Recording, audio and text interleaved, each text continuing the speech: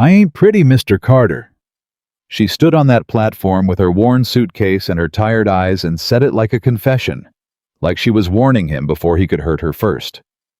But I can cook. Nathaniel Carter had built an empire out of Wyoming dirt. He'd outlasted blizzards and bankruptcies, and the kind of grief that breaks most men in half.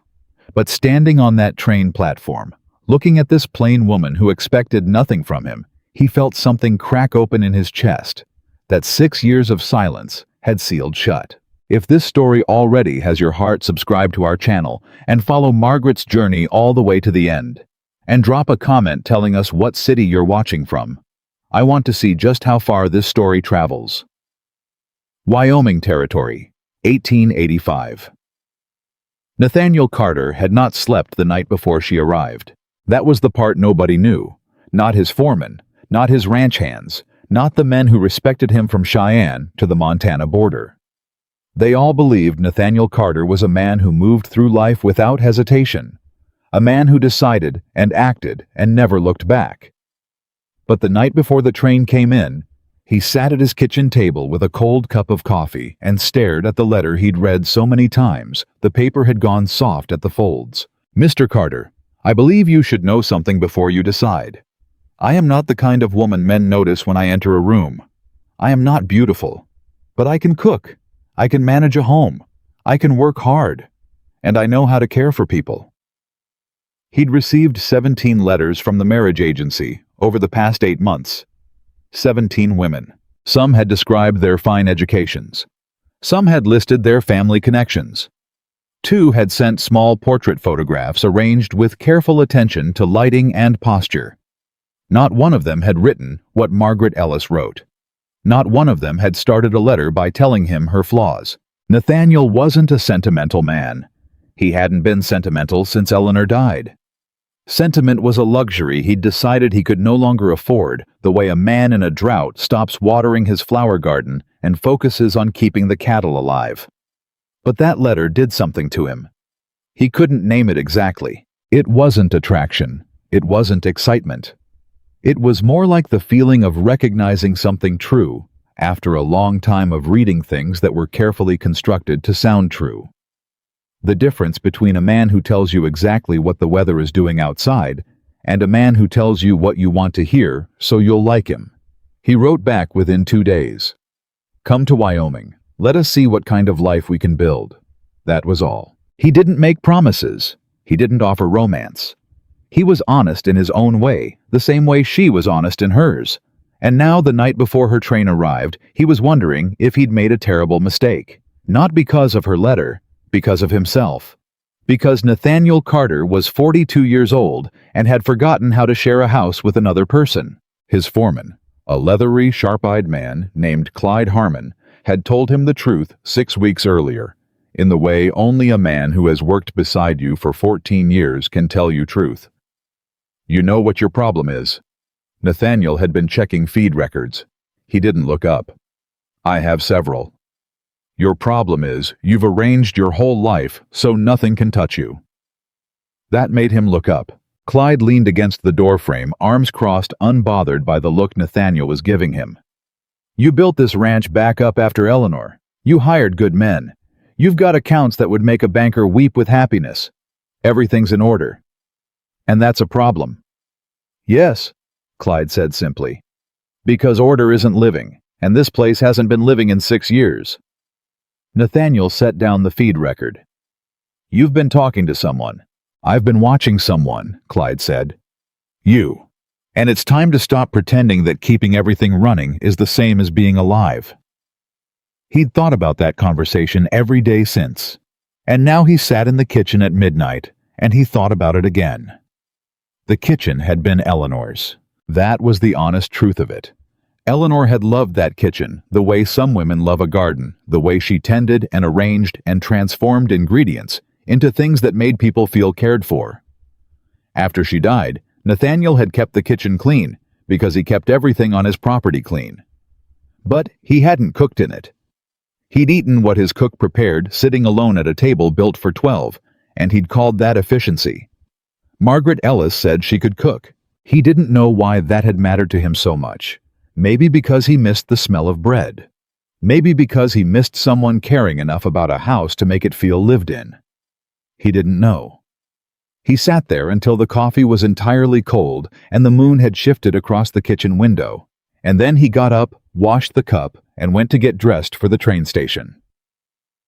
The platform at Ridgeline Station was not a large or impressive place. It was a single wooden structure along a track that connected the smaller Wyoming towns to the larger rail lines east and west. On market days it was busy enough. On ordinary days it was quiet.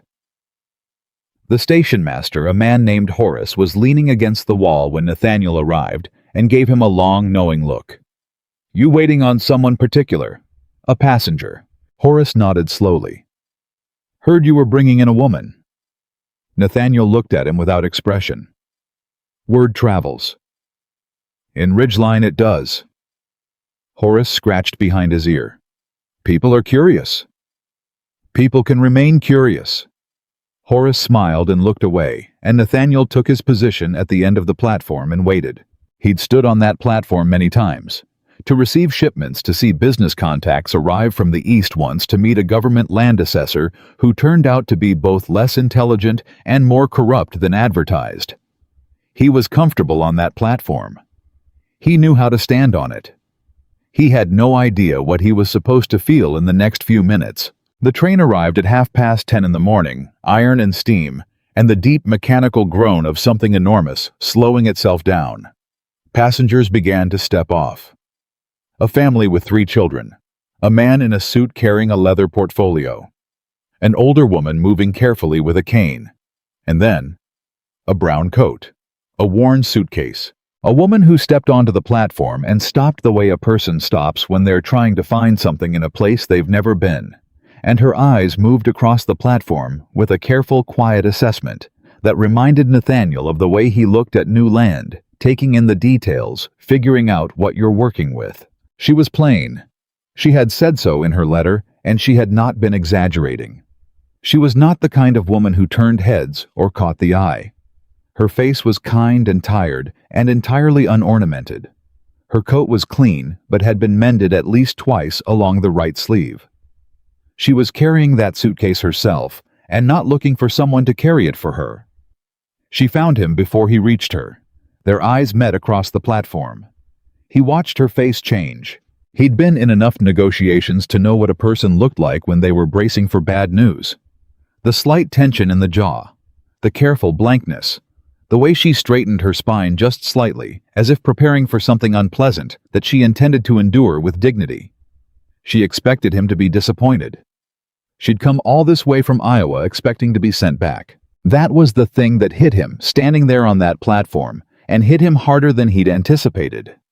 Not the look of her, the expectation in her, the way she had already prepared herself to be unwanted.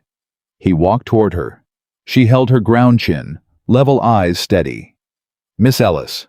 "Mr. Carter." Her voice was clear and direct, not a whisper, not a performance.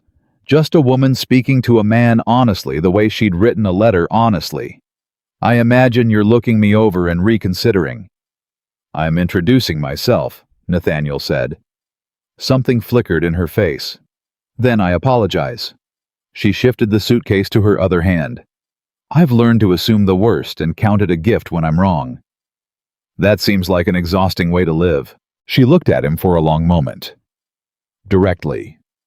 Not coyly, not with performance, just looking at him, taking his measure the same way he was taking hers. "I suppose it is," she said finally. "But it's kept me from being surprised by disappointment too many times." Nathaniel reached out. "Let me take that." He meant the suitcase. She looked at his hand, looked at the suitcase, and then looked back at his face as if she was deciding whether this was kindness or pity, and whether she could tell the difference right now. She let him take it. They walked to the wagon in silence, and Nathaniel thought she doesn't talk to fill space. He respected that immediately, and without entirely meaning to. He helped her up to the seat and took the reins, and they had been moving for perhaps 3 minutes when she spoke. "I should tell you something before we arrive." "All right?" "I know what I look like. I know what people think when they look at me and then look at your ranch and try to put those two things together." She was looking straight ahead, watching the road. "I'm not going to pretend to be something I'm not, to make that easier for you." Nathaniel kept his eyes on the road too. "I didn't ask you to." "No," she agreed. "You didn't. But most men, most people, they appreciate it when a woman softens her edges a little, makes things more comfortable." "Comfortable isn't something I've set much store by." She turned to look at him then. He could feel it, the weight of her attention. "What do you set store by?" she asked. He thought about it. He was a man who thought before he spoke, and he didn't see any reason to stop doing that, just because there was a woman beside him waiting for the answer. "Honesty," he said finally. "Work. A person who does what they say and says what they mean." The corner of her mouth moved. Almost a smile. Not quite. "Then we may get along better than either of us expected." They arrived at Carter Ranch at midday. Clyde Harmon was waiting in the yard, not conspicuously, but waiting. He was checking a fence line along the front of the property, which was work that could have been done by any of 12 men who worked for him, and which he had chosen to do personally this morning, and Nathaniel knew exactly what that meant, and chose not to comment on it. When the wagon pulled in, Clyde straightened up. Margaret climbed down before Nathaniel could assist her, and she stood in the yard and she looked at the house. It was a large house. Anyone could see that. 2 stories, solid construction, 6 years of care and investment visible in every beam and shutter. The kind of house that said, "This man has built something and means to keep it standing." But Margaret wasn't looking at the grandness of it. Nathaniel watched her face. She was looking at the windows. One of them on the ground floor had a shutter hinge that had rusted and tilted the shutter at a slight angle. She noticed it immediately. She looked at the porch. 3 of the boards needed replacing, which he had known for 2 seasons but considered low priority. She looked at the flower beds along the front that had been cleared of weeds but were otherwise empty, the way a face is clean but without any expression. She wasn't cataloging the wealth. She was seeing the neglect. Not cruel neglect. Not careless neglect. The neglect of a man who kept everything functional and couldn't remember when functional stopped being enough. "It's a fine house," she said. "It's a house," Nathaniel said. "I'm hoping you'll make it a home." She looked at him sideways. He hadn't meant for that to come out quite so directly, and he suspected his face showed it because the almost smile appeared on her face again. "Give me a few weeks," she said quietly. Clyde cleared his throat. "Ma'am." He stepped forward and took off his hat. "Clyde Harmon, foreman." "Miss Ellis," she said, and shook his hand with the firm grip of someone who had worked with their hands for a very long time. "How many men on the ranch?" Clyde blinked. He'd clearly expected a different opening question. 23 currently. 6 full-time in the house operation, the rest in the fields and cattle work. "And where does everyone eat?" "There's a kitchen building off the main house. Cook comes in 3 times a week." 3 times a week. Men make do otherwise. Margaret set her suitcase down in the dirt of the yard. "Starting tomorrow," she said, "everyone eats properly." Clyde looked at Nathaniel. Nathaniel said nothing. "I'll need to see what's in the kitchen this afternoon," Margaret continued. "And I'll need someone to take me to the market in town by the end of the week." She picked her suitcase back up. "Can you show me where I'll be staying?" Clyde, who was not a man easily flustered, looked mildly flustered. He led her inside. Nathaniel stood in the yard alone for a moment. He didn't know what he'd expected. Something tentative, maybe. A woman moving carefully through a new place, afraid to take up too much space. Margaret Ellis had walked into his ranch and within 10 minutes had announced a change to the meal schedule. He found himself almost smiling. He couldn't remember the last time he'd almost smiled.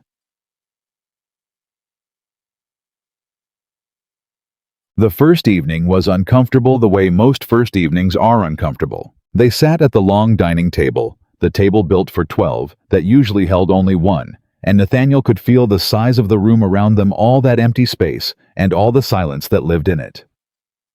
Margaret had found bread in the kitchen and made soup from the provisions available. Nothing elaborate, but it was hot and seasoned properly, and it tasted like food made by someone who understood that food was supposed to make people feel better.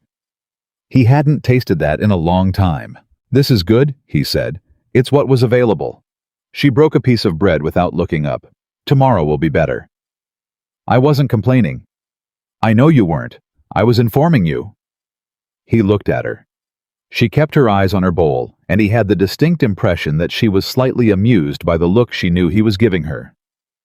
"Do you always do that?" he asked. "Do what?" "Say exactly what you mean." She looked up. "Is there another way? Most people coat things a little, make them go down easier." "I've found that usually helps the person saying the thing more than the person hearing it," Margaret said. "The coating, I mean. It makes the speaker feel kinder without actually being kinder." She took a sip of water. "I'd rather just say what's true." Nathaniel was quiet for a moment. "My wife was like that," he said.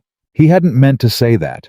He heard himself say it and recognized that it was exactly the kind of thing he didn't say, the kind of territory he'd kept locked and fenced for 6 years.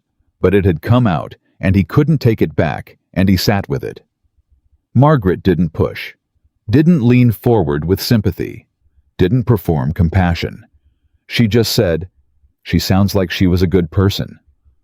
She was. A pause. "I'm sorry you lost her." "Thank you," Nathaniel said, and somehow that was enough. No more was needed. Margaret went back to her soup, and Nathaniel went back to his, and the silence that came after wasn't the heavy silence of avoidance, but something closer to the comfortable silence of two people who didn't need to fill every moment with performance. He noticed it. He didn't say anything about it, but he noticed. The trouble started the next morning. Not disaster, not yet, but the first tremors of it. The first sign that Margaret Ellis's arrival at Carter Ranch was not going to pass without the kind of attention that other people's choices always attracted in a small community. He found out at breakfast. He came downstairs to find that Margaret had been up since before 5 o'clock. The kitchen, his kitchen, Eleanor's kitchen. The room that had been functional and sterile and empty of everything but basic utility for 6 years, was warm. Not just from the stove.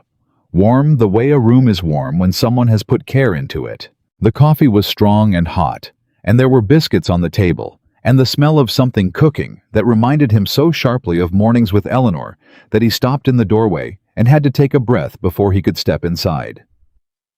3 of his ranch hands were already at the table. Not the kitchen table. The kitchen table was not where ranch hands had ever eaten before, because the kitchen table was in the house, not in the separate eating area where the cook left food 3 times a week. But here were 3 of his men, Daniel and Marcus, and a new hire named Pete, sitting at his kitchen table with coffee cups. And Margaret was moving between the stove and the counter with the settled efficiency of a woman entirely at home in a kitchen. "Morning," she said to Nathaniel without looking up from the eggs she was turning. "Coffee's on the counter. Biscuits are done. I'm finishing eggs for the early crew, and then I'll start the main breakfast." Daniel looked up at Nathaniel with the cautious expression of a man who wasn't sure whether he was in trouble.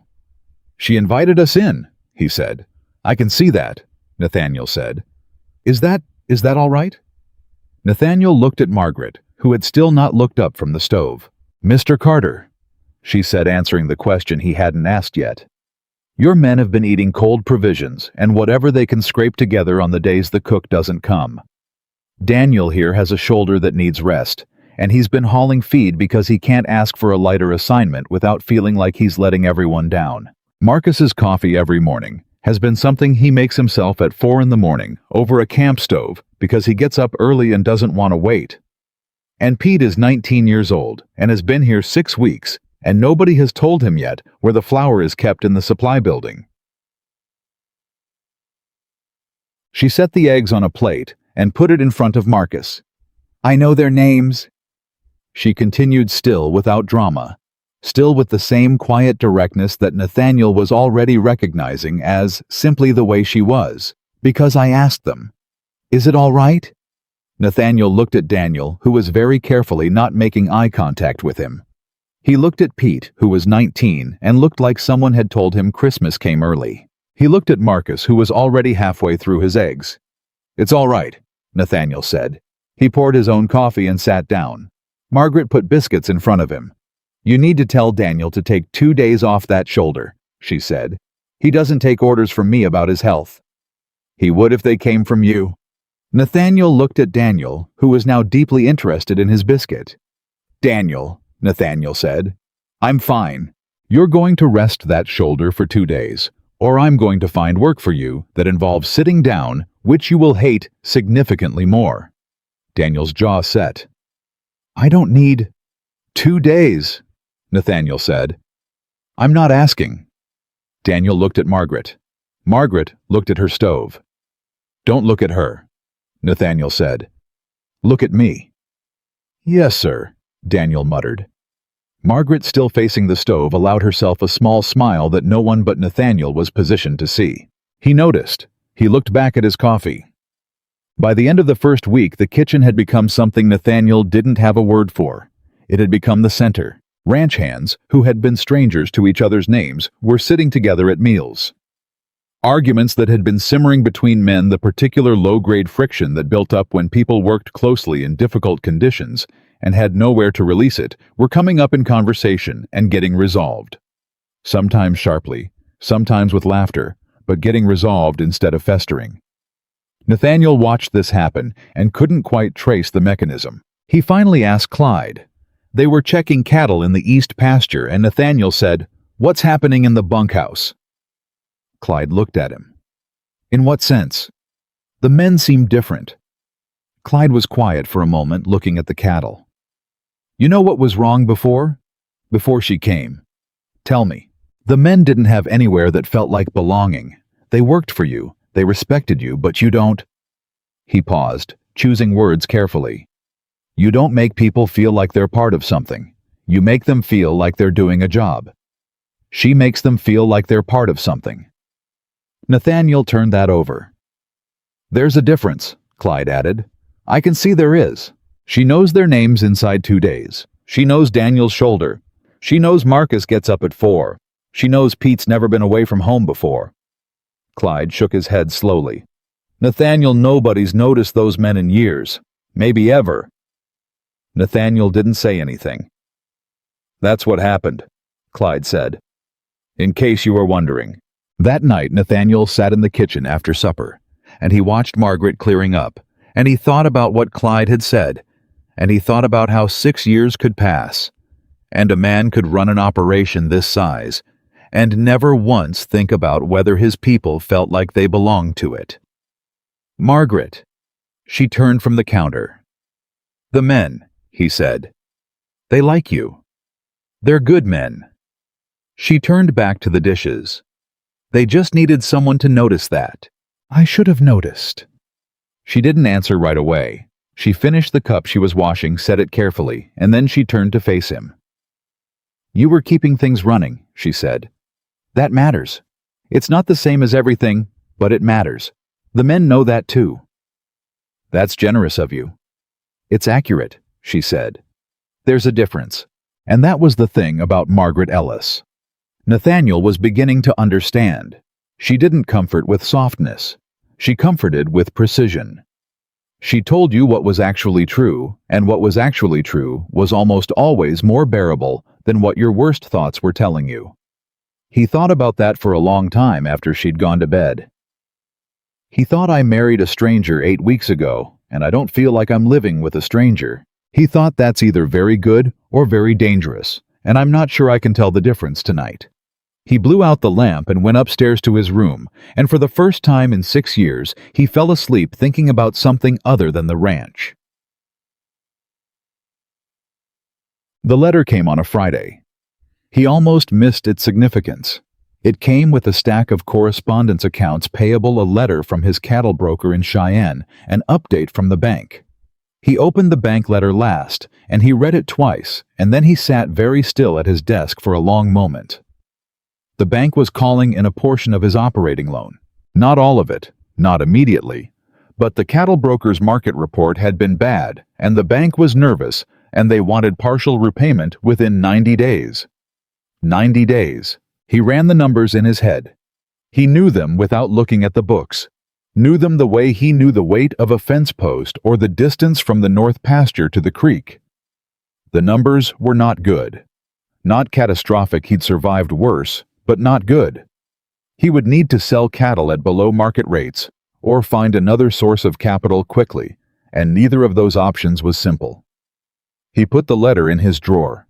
He didn't tell anyone. That was his habit. Absorb the problem. Assess the problem. Solve the problem. Quietly and alone. Never let anyone see the weight of a difficulty until it was already behind you. He was very good at it. He was also, as he was beginning to suspect, very tired of it. That evening, Margaret brought his supper to the study. Because she had noticed he didn't know how she'd noticed, he hadn't said anything that he had not come to the table. She set the tray on his desk without being asked, and then stood reading his face the way a woman reads weather. "What's happened?" she said. "Nothing that needs discussion tonight." "All right." She didn't move toward the door. "Is it something I should know about?" He looked at her. She stood there with the same quality she always had, not pushing, not performing. Concern, just present. Just available. Just asking directly what most people would spend an hour dancing around. He pulled the letter out of the drawer and handed it to her. She read it. Her expression didn't change dramatically. Not panic, not despair. But he could see her processing it, could see the careful intelligence behind her eyes working through the implications. "How long have you known the cattle market was softening?" she asked. "A few months." "And you were managing it?" "I was managing it." She handed the letter back. "You'll manage this too." "Most likely. But it would be easier with two people thinking about it." He looked at her. "I know I'm not a businesswoman," Margaret said. "I know I don't understand cattle markets and bank loans the way you do. But I know how to think through a problem, and I know this place as well as you do now, and—" She stopped, steadied something in herself. "I'm your wife, Nathaniel. That means I'm your partner, if you'll let me be." The word partner. He hadn't thought of a marriage in those terms in a very long time. He'd thought of companionship, of household management, of two people coexisting with a reasonable degree of respect. But partnership, that was a different word. "Tell me what you're thinking," he said. And Margaret Ellis sat down across the desk from the richest rancher in the county and began to talk. She didn't have immediate answers. She was honest about that. She didn't pretend to understand cattle futures or land valuations or the particular rhythms of Wyoming beef markets. But she asked questions. She asked smart questions, the kind of questions that came from someone who understood systems, even if not this specific system. And through her questions, she made him think through things more carefully than he'd been thinking when he was alone with the problem. By the end of an hour, he had a clearer picture of his options than he'd had at the beginning of the evening. Not a solution. Not yet. But clarity. "The community supper," she said. He frowned. "What about it?" "There's one scheduled for next month. The county gathering." She leaned forward slightly.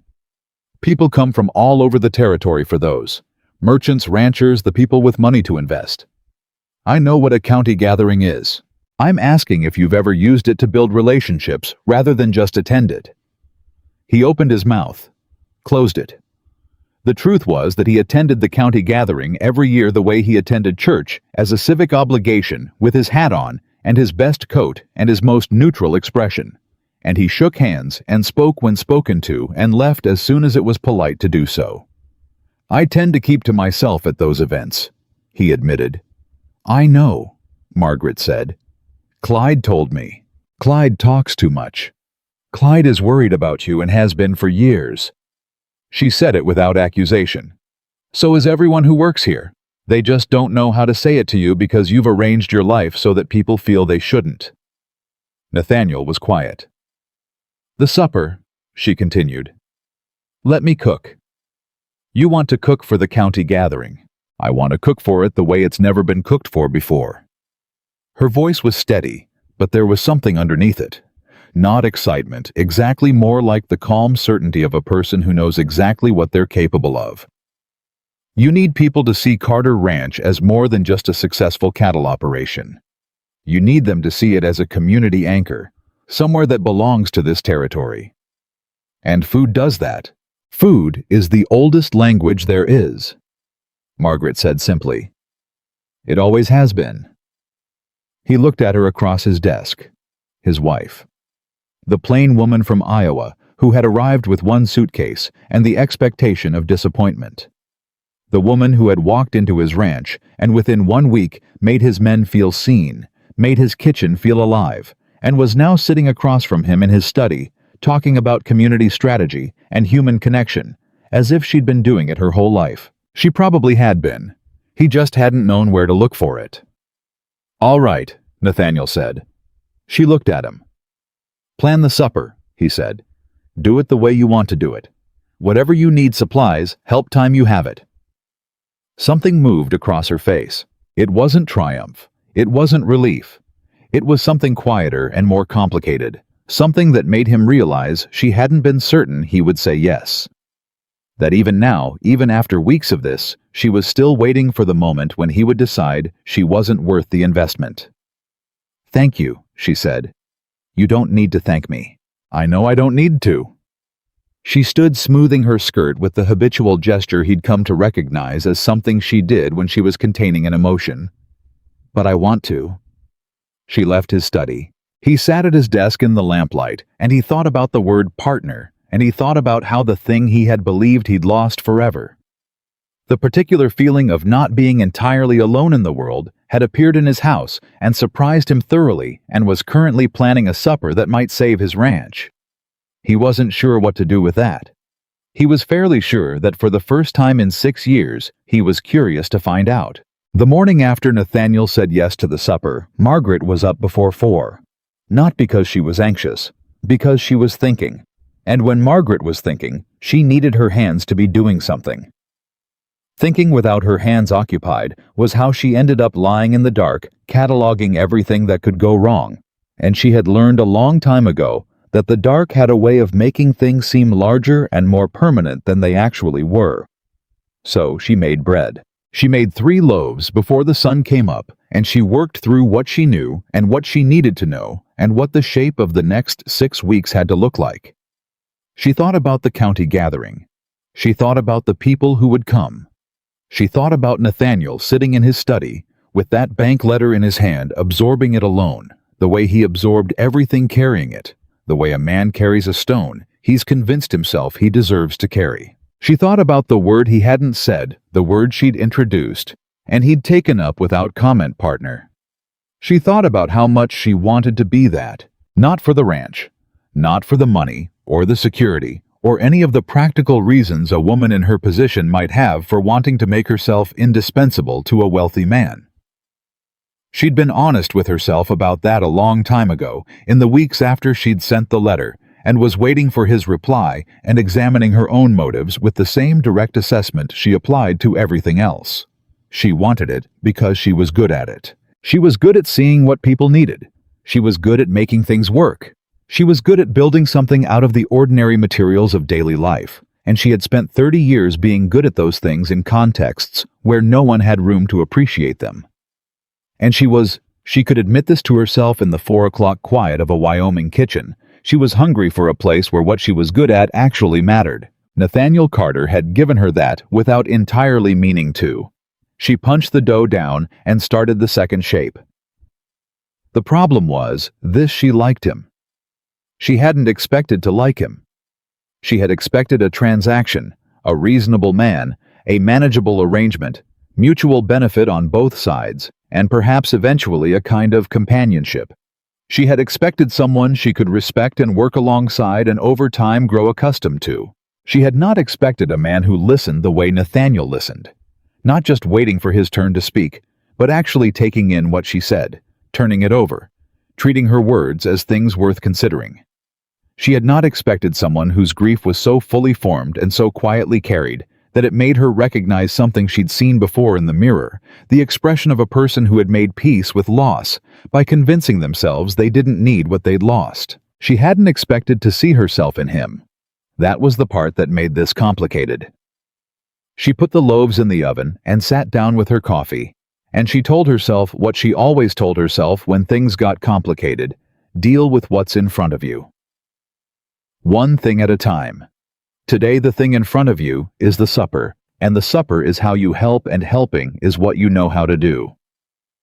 She got out her paper and began to write a list. By the time the men started coming in for breakfast, she had 3 pages covered in her small, careful handwriting, and a plan that was either going to be the best thing she'd ever done or the most public failure of her life. She chose not to think about which.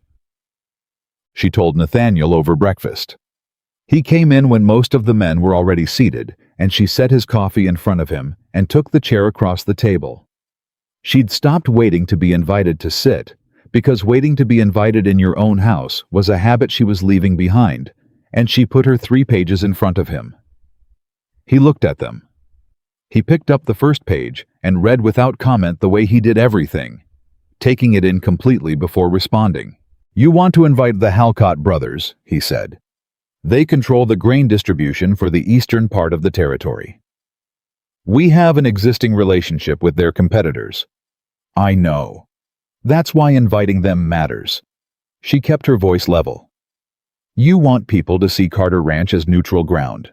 Somewhere that belongs to the whole community, not just to one set of business interests."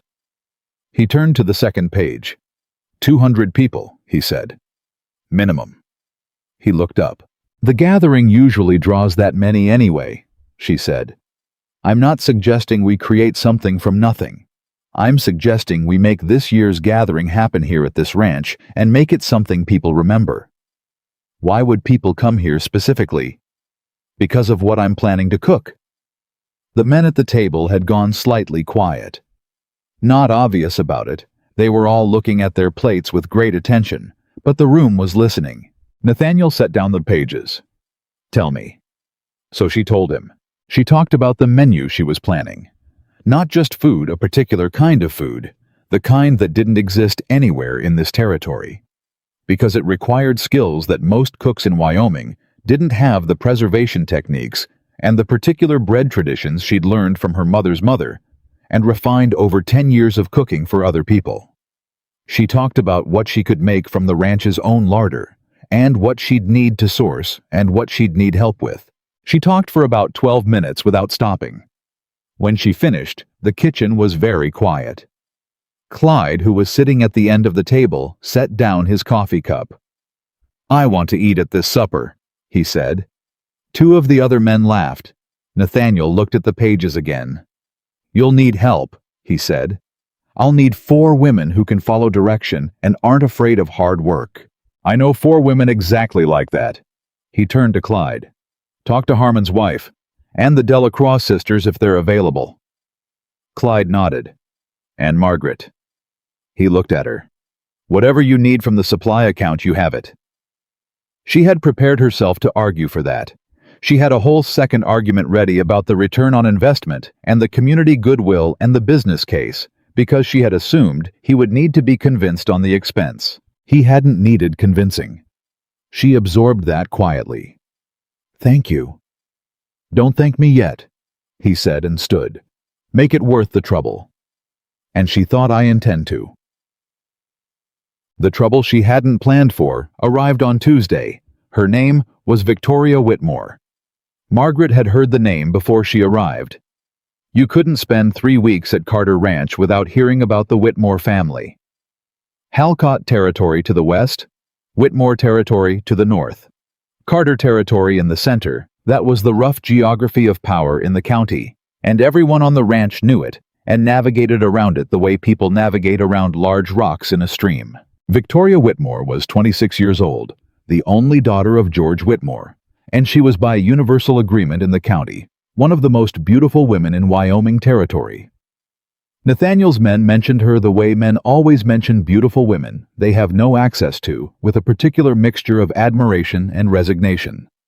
Even Clyde, who was not a man given to gossip, had said once, The Whitmore girl has always had an opinion about this ranch. Margaret had filed that away without pressing. Now Victoria Whitmore was standing in her kitchen. She had arrived without being invited, which apparently was a thing she did because her own position in the county meant that most doors were open to her by default.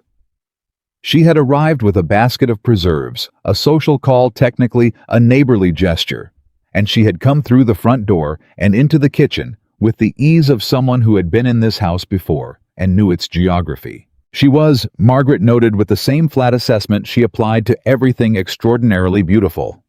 Not just pretty beautiful, in the structured, striking way of a woman who had always known she was beautiful and had learned how to use that knowledge with precision. She was also, in the first 30 seconds of their introduction, the most uncomfortable presence Margaret had been in since she left Iowa. "Mrs. Carter," Victoria said. "I've been meaning to call since I heard the news." "Miss Whitmore." Margaret kept her hands busy at the counter because she worked best when her hands were occupied, and she didn't see any reason to stop working just because someone had arrived unannounced. "Can I offer you coffee?" "Please." Victoria set the basket on the table and sat down without being asked, which Margaret noted. "I brought some of our peach preserves. We had an exceptional harvest this year." "That's kind of you. I hope you're settling in well? Wyoming must be quite a change from Iowa." "It is," Margaret said. "I like it." Victoria's eyes moved around the kitchen, taking it in. Margaret watched her do it without appearing to watch the way she watched most things, from an angle, catching the peripheral details while keeping her expression neutral.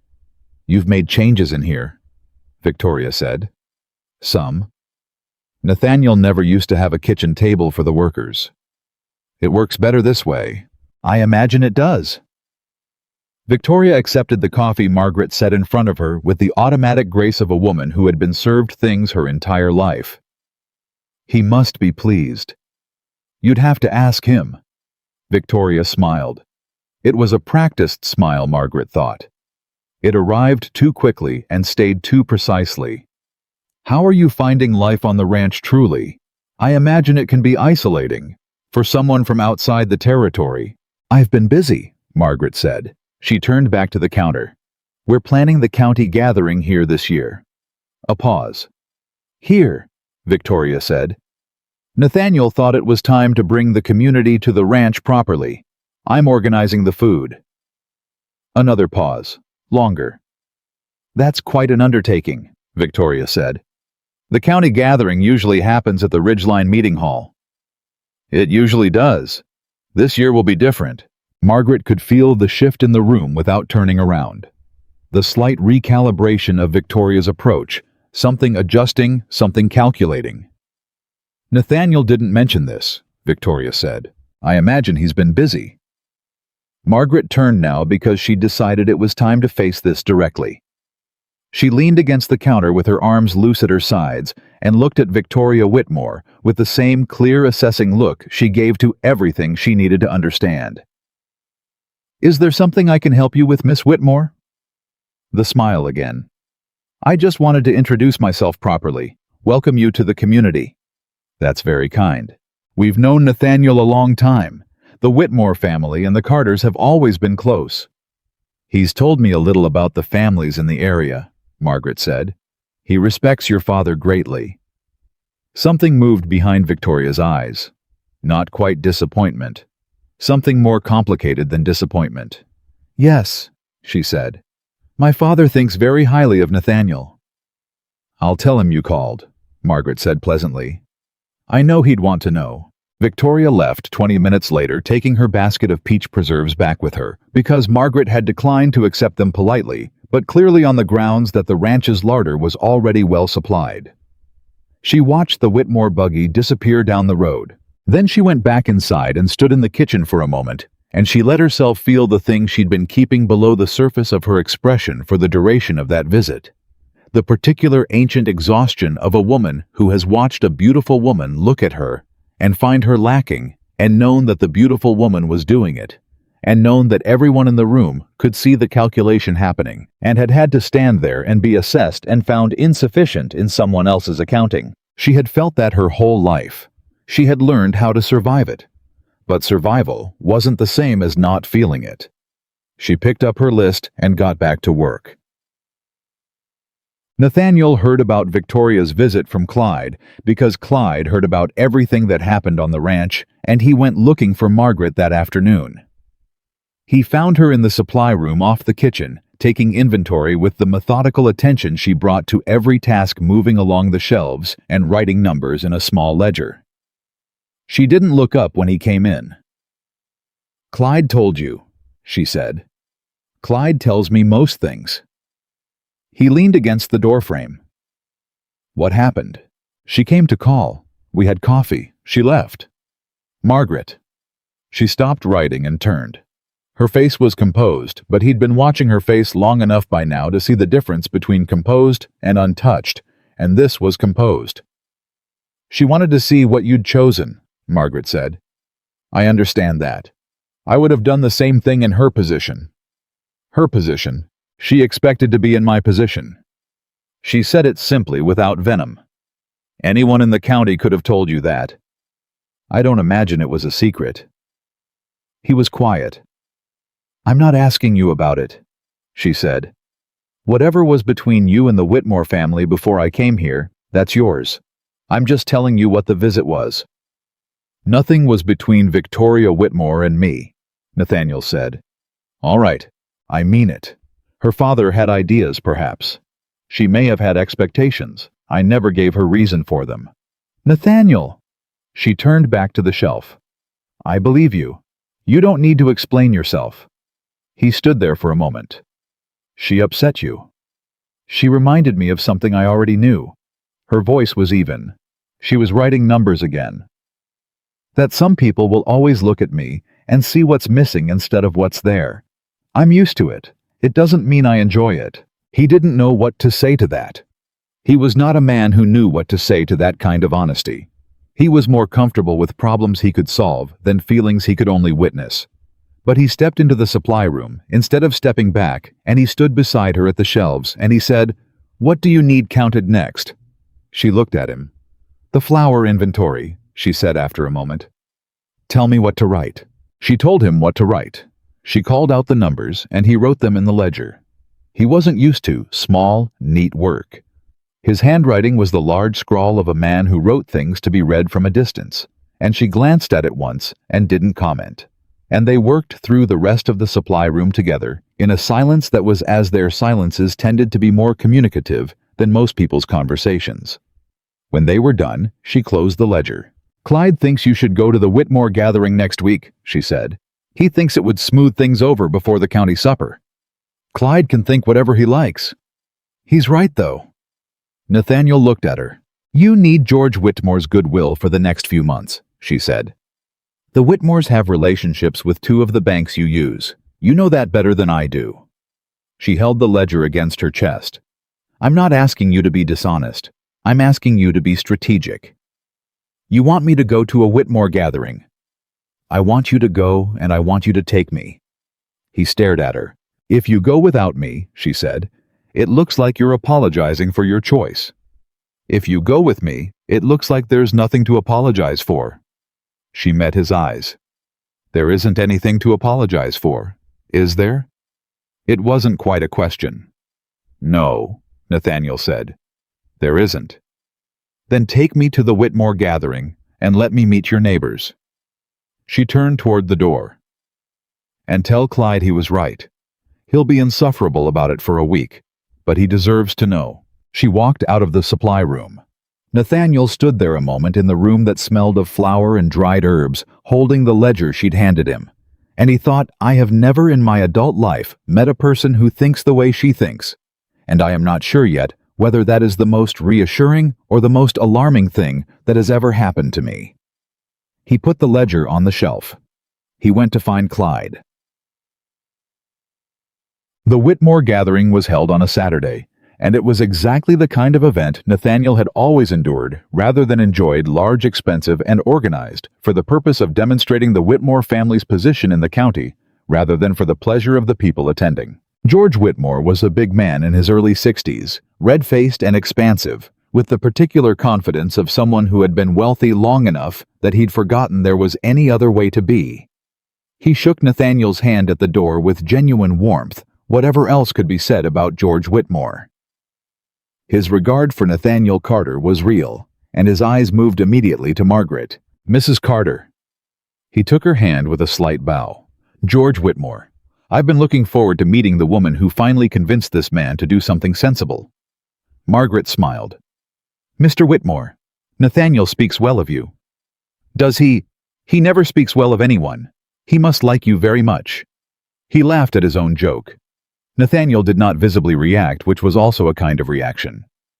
Margaret filed all of it and moved forward. The gathering was full of people who had a way of looking at her, a brief assessment, a recalibration, a polite neutrality settling over their faces. That was its own kind of verdict. She had seen it at every point in her life, where she'd been somewhere she wasn't expected. She had learned that the only answer to it was to be so genuinely herself that people eventually had to respond to the actual person instead of their expectation of her. She talked to people. She asked questions, real ones, not social ones. She asked the grain merchant about his supply lines. She asked the school board chairman's wife about the shortage of teachers she'd mentioned in passing. She asked an elderly rancher named Pemberton about the drought conditions he'd been describing to Nathaniel, and she asked a follow-up question that made him stop mid-sentence and look at her with real attention. "Where did you learn about water tables?" he asked. "My grandfather was a farmer in Ohio," she said. "Bad years taught us more than good years." Pemberton looked at her for a long moment. "You're Carter's wife." "I am." "He did well," Pemberton said bluntly. "Better than most of them expected." Before she could respond, she heard Victoria's voice behind her. "Mrs. Carter." Victoria appeared at her elbow with the smooth social motion of someone who had grown up in rooms like this. "Are you enjoying yourself?" "Very much," Margaret said. "You have a beautiful home." She said it without subtext because it was true and because she didn't have the energy for subtext. Victoria seemed almost thrown by the absence of it. "Thank you." She glanced toward where Nathaniel was talking with her father. "He looks well. I don't think I've seen him this present at a gathering in years." "He's been working hard. He deserves an evening away from the ranch." "Yes." Victoria's eyes stayed on him a moment longer. Then she looked at Margaret.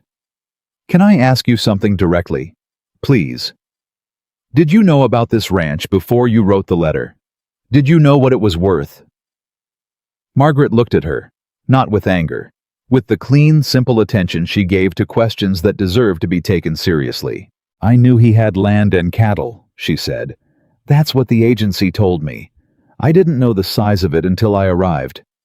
She paused. "Is that what you wanted to know?" Victoria's jaw tightened. "I suppose I'm wondering if you understand what you have." "I understand what I have," Margaret said quietly. "I'm not sure it's what you think I have. He's one of the wealthiest men in the territory." "Yes." Margaret looked at Nathaniel across the room, at the line of his shoulders, at the particular way he was listening to George Whitmore, that complete, unhurried attention he gave to things that mattered to him. "But what I have isn't the ranch." Victoria was quiet. "I have a man who listens to me," Margaret said.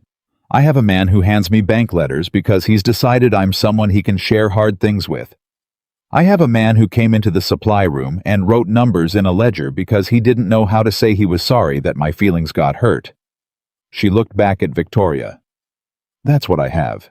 And I don't imagine that's what you were planning for." Victoria stared at her. Margaret smiled. Not the practiced smile, the real one.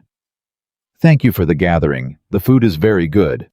She moved away toward Nathaniel. "'Kay."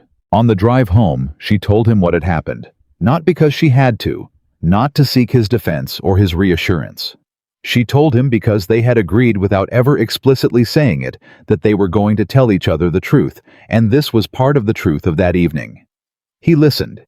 He kept his eyes on the road and his hands on the reins, and he listened. When she finished, the wagon was quiet for a moment. "What she asked you," he said. About whether you knew what the ranch was worth. Yes. Did that bother you? Yes, she said. And no. She thought about it. It bothered me the way it always bothers me when someone assumes the worst about my reasons. But I understand why she asked. From where she's standing, I'm someone she can't explain, and people invent explanations for things they can't explain. You told her what you have. I told her the truth. He was quiet. Was that wrong? She asked. No. His voice was low. No, it wasn't wrong. The wagon moved through the dark. The night was cold and enormous, the kind of Wyoming sky that reminded you how small you were. All those stars and all that black, and Margaret sat beside him in the dark and felt something she hadn't felt in a very long time. Safe, not because of the wealth, not because of the ranch, because of the man beside her who took up exactly the amount of space he needed, and no more, who didn't perform anything, who was simply and entirely himself, complicated and closed off, and gradually, slowly, like a window opening in a room that had been sealed for years, letting in light. I need to tell you something, Nathaniel said. She waited. The bank situation is worse than I said last week. She kept her expression still. How much worse? He told her. The numbers were serious. Not catastrophic, not yet, but the margin was thinner than he'd let on, and the timeline was tighter, and there was a possibility, not a certainty, not even a probability, but a real possibility, that if the cattle market didn't improve before fall, they would be facing decisions she needed to know about. She listened to all of it. She didn't panic. She didn't perform calm to cover panic. She just took it in the way she took in everything, with the careful, steady attention of someone who had survived hard things by facing them directly. Why are you telling me now? She asked. He thought about that. Because you told Victoria Whitmore that you're someone I share hard things with. She felt something move in her chest, and I decided, he continued, still watching the road, that I should make that true, not just something you say, something I actually do. She looked at him for a long moment, at his profile in the dark, at the set of his jaw, and the way he held the reins, and the absolute stillness of a man who has just said something that cost him something to say. Then we'll figure it out, she said. Together, he said. Together, she agreed. And the wagon moved through the Wyoming night, and neither of them said anything else, and the silence between them was the kind that builds something instead of leaving something empty. 3 days later, the first thing went wrong at the ranch that had nothing to do with money. It was Daniel. His shoulder had been getting worse, despite the 2 days of rest, and Margaret had noticed him guarding it during the morning meal, the slight shift of weight, the way he reached for the coffee cup with his left hand instead of his right. She said nothing at the table. She waited until he was leaving, and then she said quietly, "Stay a moment." He turned. "Your shoulder," she said. "It's fine. You're favoring it more than last week." "It's fine," he said again, and there was something in his voice that wasn't dismissal, something that was closer to fear, and she recognized it immediately because she'd heard it in people her whole life. The fear of needing something, the fear of being a burden. "Sit down, Daniel." "Ma'am, I've got—" "Sit down." He sat. She made him take off his jacket, and she looked at his shoulder carefully. She wasn't a doctor, but she'd grown up with a father who worked physical labor, and she knew the difference between a strain and something worse, and what she found was worse. "How long?" she asked. He was looking at the table. "Month, maybe 6 weeks." "6 weeks. I can still work." "Not on that shoulder, you can't." She pulled his jacket back up. "Have you told Nathaniel?" "He's got enough to worry about." She looked at him. "Daniel?" "I don't want to be sent somewhere to rest up and lose my place here," he said. It came out quickly, like something he'd been holding for a long time. "I've been on this ranch 4 years. I know how it works. A man who can't pull his weight gets replaced," she said. He looked up, surprised by her bluntness. "That's what you're afraid of?" "Yes, ma'am." She sat down across from him, I'm going to tell you something about Nathaniel Carter, and I want you to hear it, not as reassurance, as fact. She waited until he was looking at her. He kept Clyde Harmon on this ranch for 14 years. He kept an old man named Prescott on the payroll for 3 years after Prescott couldn't do more than light work because Prescott had nowhere else to go, and Nathaniel knew it. He is not a man who discards people. Daniel stared at her. He doesn't say those things, she continued. He's not built for saying things, but he does them. If you tell him about your shoulder, the worst that happens is you spend 3 weeks on lighter work and come back stronger. If you don't tell him, and that shoulder gives out in the field. She stopped. Let him fill in the rest. He was quiet for a long time. Will you tell him? He finally asked. If I can't. I'll sit there while you tell him, she said. So you're not doing it alone. He looked at her the way a man looks at something he wasn't expecting to find in a place he knew well. Slightly stunned. Slightly grateful. Trying not to let the gratitude show too much because he was the kind of man who'd been taught that gratitude was a form of weakness. Thank you, he said. Tell him today, she said. Don't wait. He nodded. He got up. At the door he stopped. Mrs. Carter? He turned. Everybody here, we all know what you've done, since you came, for the ranch, for the... He stopped working for words that didn't come easy. We notice. She looked at him. I just wanted you to know that, he said. Somebody should say it out loud. He left. She sat at the kitchen table alone for a moment. She sat, with what he had said, with the weight of it, with the particular complicated feeling of being seen. Really seen, not assessed, not judged, seen, and finding it almost harder to bear than invisibility, because invisibility at least was familiar, and this was not. She got up. She had a supper to plan. She had 200 people to feed in 3 weeks, and a man's ranch to help save, and a marriage to build out of the raw materials of honesty and mutual respect, and the daily accumulating evidence that sometimes two people who expected very little from each other could surprise themselves entirely. She got out her lists. She got back to work. Outside, she heard Nathaniel's voice, and then Daniel's voice lower and more uncertain, and she heard the conversation begin, the one Daniel had been afraid to have, and she heard the particular shift in Nathaniel's voice that she was learning to recognize as the sound of a man who cared more than he knew how to say. She kept working. She didn't need to hear the rest. She already knew how it would go. The supper was 2 weeks away when Clyde found the letter. He didn't come to Nathaniel with it first. That was the thing that told Nathaniel immediately how serious it was, because Clyde Harmon had been bringing him problems for 14 years, and he had never once in those 14 years gone to anyone else first. He went to Margaret.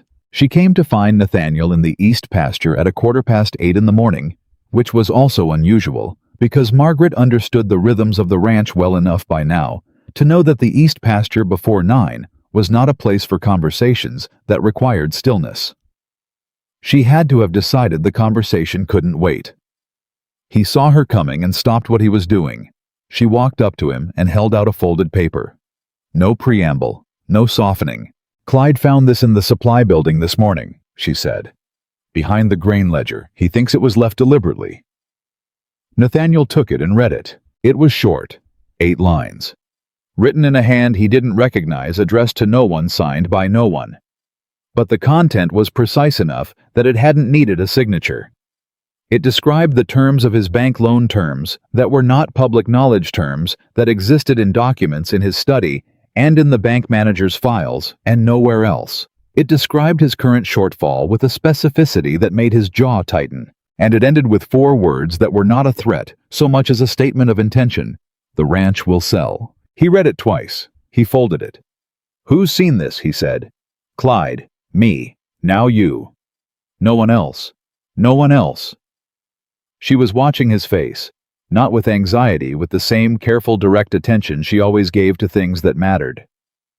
Nathaniel. Someone inside this ranch put that there. I know. Or someone with access to it. He looked up. What are you thinking? I'm thinking that someone knows your financial situation in detail. That's not something a stranger knows. That's not something a competitor guesses. She kept her voice level. The terms of your loan, the specific numbers, that's information that came from somewhere. He was already moving. She kept pace beside him without being asked. The bank, he said. Possibly. Or someone the bank spoke to. She paused. Or someone who had access to your study. He stopped walking. She stopped beside him. Who's been in your study? She asked. He thought. His study was not a room he opened to the ranch hands. It was not a room people wandered through. The door was usually closed, and the men on his property had been with him long enough to know that the study was Nathaniel Carter's private territory, the place where the business of the ranch lived, and they respected that. The way they respected most things on this property completely, and without needing to be reminded. But 3 weeks ago, a man from the bank had come to discuss the loan terms in person. He had sat in the study for 2 hours. He had seen the documents on the desk. Nathaniel had not thought anything of it at the time because the man was from the bank and the bank already had the information. There was a bank representative, he said slowly. 3 weeks ago. Who sent him? The bank, or... He stopped. Or, she said. The letter came through the bank manager's office, but the manager didn't select the representative. The representative was sent by the board. And who sits on the board? He was quiet for a long moment. Margaret waited. George Whitmore, he said. The name landed between them like something dropped from a height. She didn't react visibly. She absorbed it the way she absorbed everything. And then she said, Is George Whitmore capable of this? Nathaniel started walking again. 6 months ago, I would have said no. And now? Now I'm looking at a letter that contains information only the bank and my own household should have. And George Whitmore is on the bank board and sent a representative to my study 3 weeks ago. He pushed through the gate into the yard. So I don't know what I would say now. Clyde was waiting by the barn. Nathaniel walked up to him and said without greeting, The bank representative, 3 weeks ago. You remember him? Henderson, Clyde said. James Henderson, came down from Cheyenne. Did he go anywhere in the house besides the study? Clyde's jaw set. He asked to use the facilities. I walked him there and back. But you left him alone in the study. You were already in there with him. Before I got there. Clyde was quiet for a moment. 5 minutes, maybe 7. I put him in the study and went to get you from the north pasture. He looked at the folded paper in Nathaniel's hand. That's bad. Yes. How bad? Nathaniel looked at him. Someone is building a case for the bank to call the loan in full. If they can demonstrate that the ranch is in financial distress, and they have the numbers to do that, now they can go to the board and argue for immediate repayment. He kept his voice flat, factual, the way he dealt with bad things. If the loan gets called in full, I can't pay it. Not in the timeline they'd give me. I'd have to sell land. Clyde stared at him. How much land? Enough. Nathaniel? I know. He turned to Margaret. The supper is still happening. She had been listening. Of course it is. I want it moved up. 1 week. She blinked. 1 week less of preparation. I know what I'm asking. She was quiet for exactly 3 seconds. I can do it, she said. I'll need 1 more woman, and I'll need the supply order placed today. Done. He turned back to Clyde. I need you to find out everything you can about Henderson and his connection to the Whitmore family. Quietly. No one on the ranch knows about this except the 3 of us. And Daniel, Clyde said. Especially not Daniel. He's carrying enough. Clyde nodded. He looked like he wanted to say something else. He didn't. He walked. Nathaniel stood in the yard with Margaret, and for a moment he let himself feel the full weight of it, not all the time. Not long, just enough to know what he was carrying so he could carry it properly. They're trying to take the ranch, he said. Yes, she said. Through the bank, legal and clean, nothing I can fight directly. Not through the bank, she agreed. But there are other ways to fight. He looked at her. The supper, she said. Nathaniel who comes to the county gathering. Everyone. Everyone with money. Everyone with standing. Everyone who makes decisions about what gets invested where and who gets support from the community and which operations are worth backing. She stepped closer. Not performance urgency. If Carter Ranch is seen as the center of this community, if the people at that gathering go home remembering that Nathaniel Carter is the man this territory is built around, then no bank board can quietly move against you without the entire county noticing. He stared at her. You can't fight it in a bank, she said. You fight it in a room full of people. He stood there with the letter in his hand and the weight of the last hour pressing down on him. And he thought about what kind of woman thought like that. What kind of person saw that angle, and he thought, I have been trying to solve this problem alone for 6 months, and this woman has been here 6 weeks and she just found the door. The supper, he said. The supper, she confirmed. All right. He folded the letter and put it in his coat. Then let's make it one they never forget. She worked like a force of nature the following days. There was no other way to describe it. Margaret Ellis Carter. She had started using both names now, quietly, without announcement. The way she did.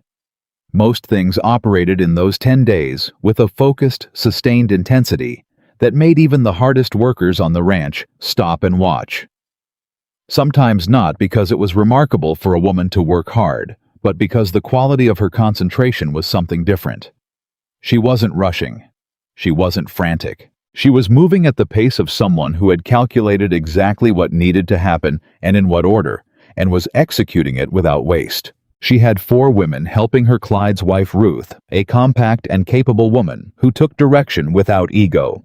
The Delacroix sisters Ada and June, who had grown up in a restaurant family and could produce volume without losing quality. And a woman named Bess, who had cooked for a cattle drive for 3 seasons, and had the particular skill of making good food under conditions that would have broken a lesser cook. Margaret ran her kitchen, like Nathaniel ran his ranch. Clear expectation, direct communication, no room for pretense.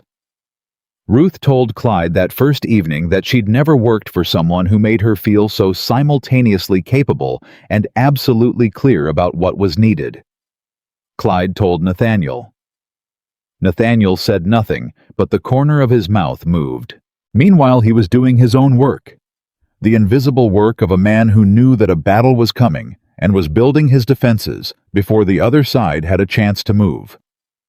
He sent letters to 3 men he trusted in Cheyenne, asking careful questions about James Henderson and the bank board's recent activities. He called in 2 favors he had been holding for years from men who owed him enough to give him honest information without asking why he needed it. And every evening he came into the kitchen. Not because he needed to. Not to check on the preparations.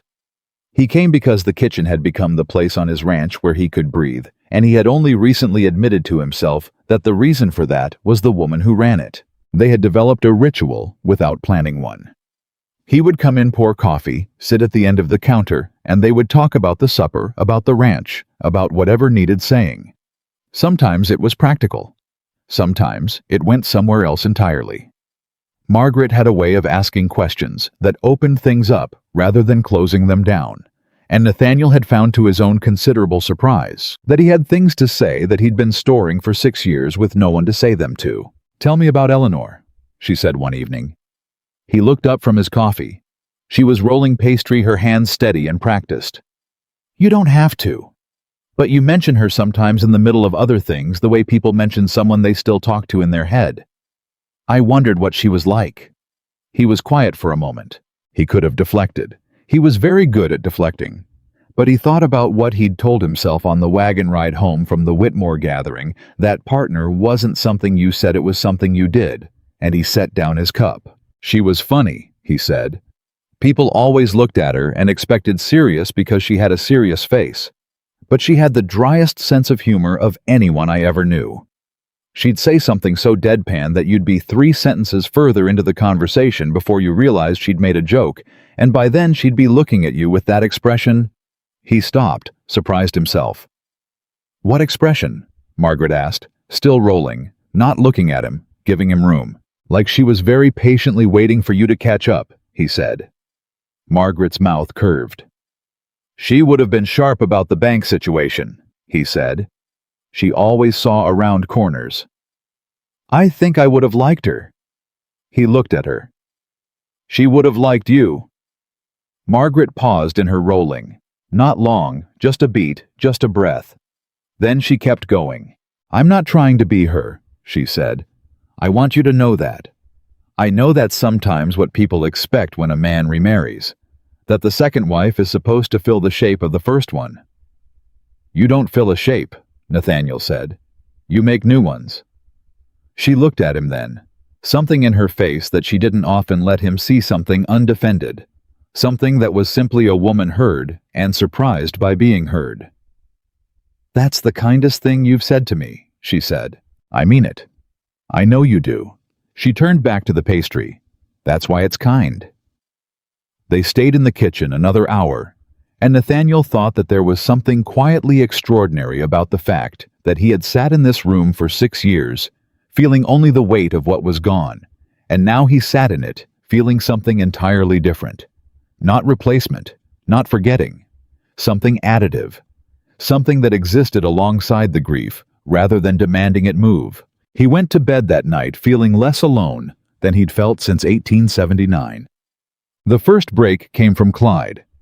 He came to the study on a Thursday evening with a look on his face that Nathaniel recognized, the look of a man who has found something he wasn't entirely sure he wanted to find.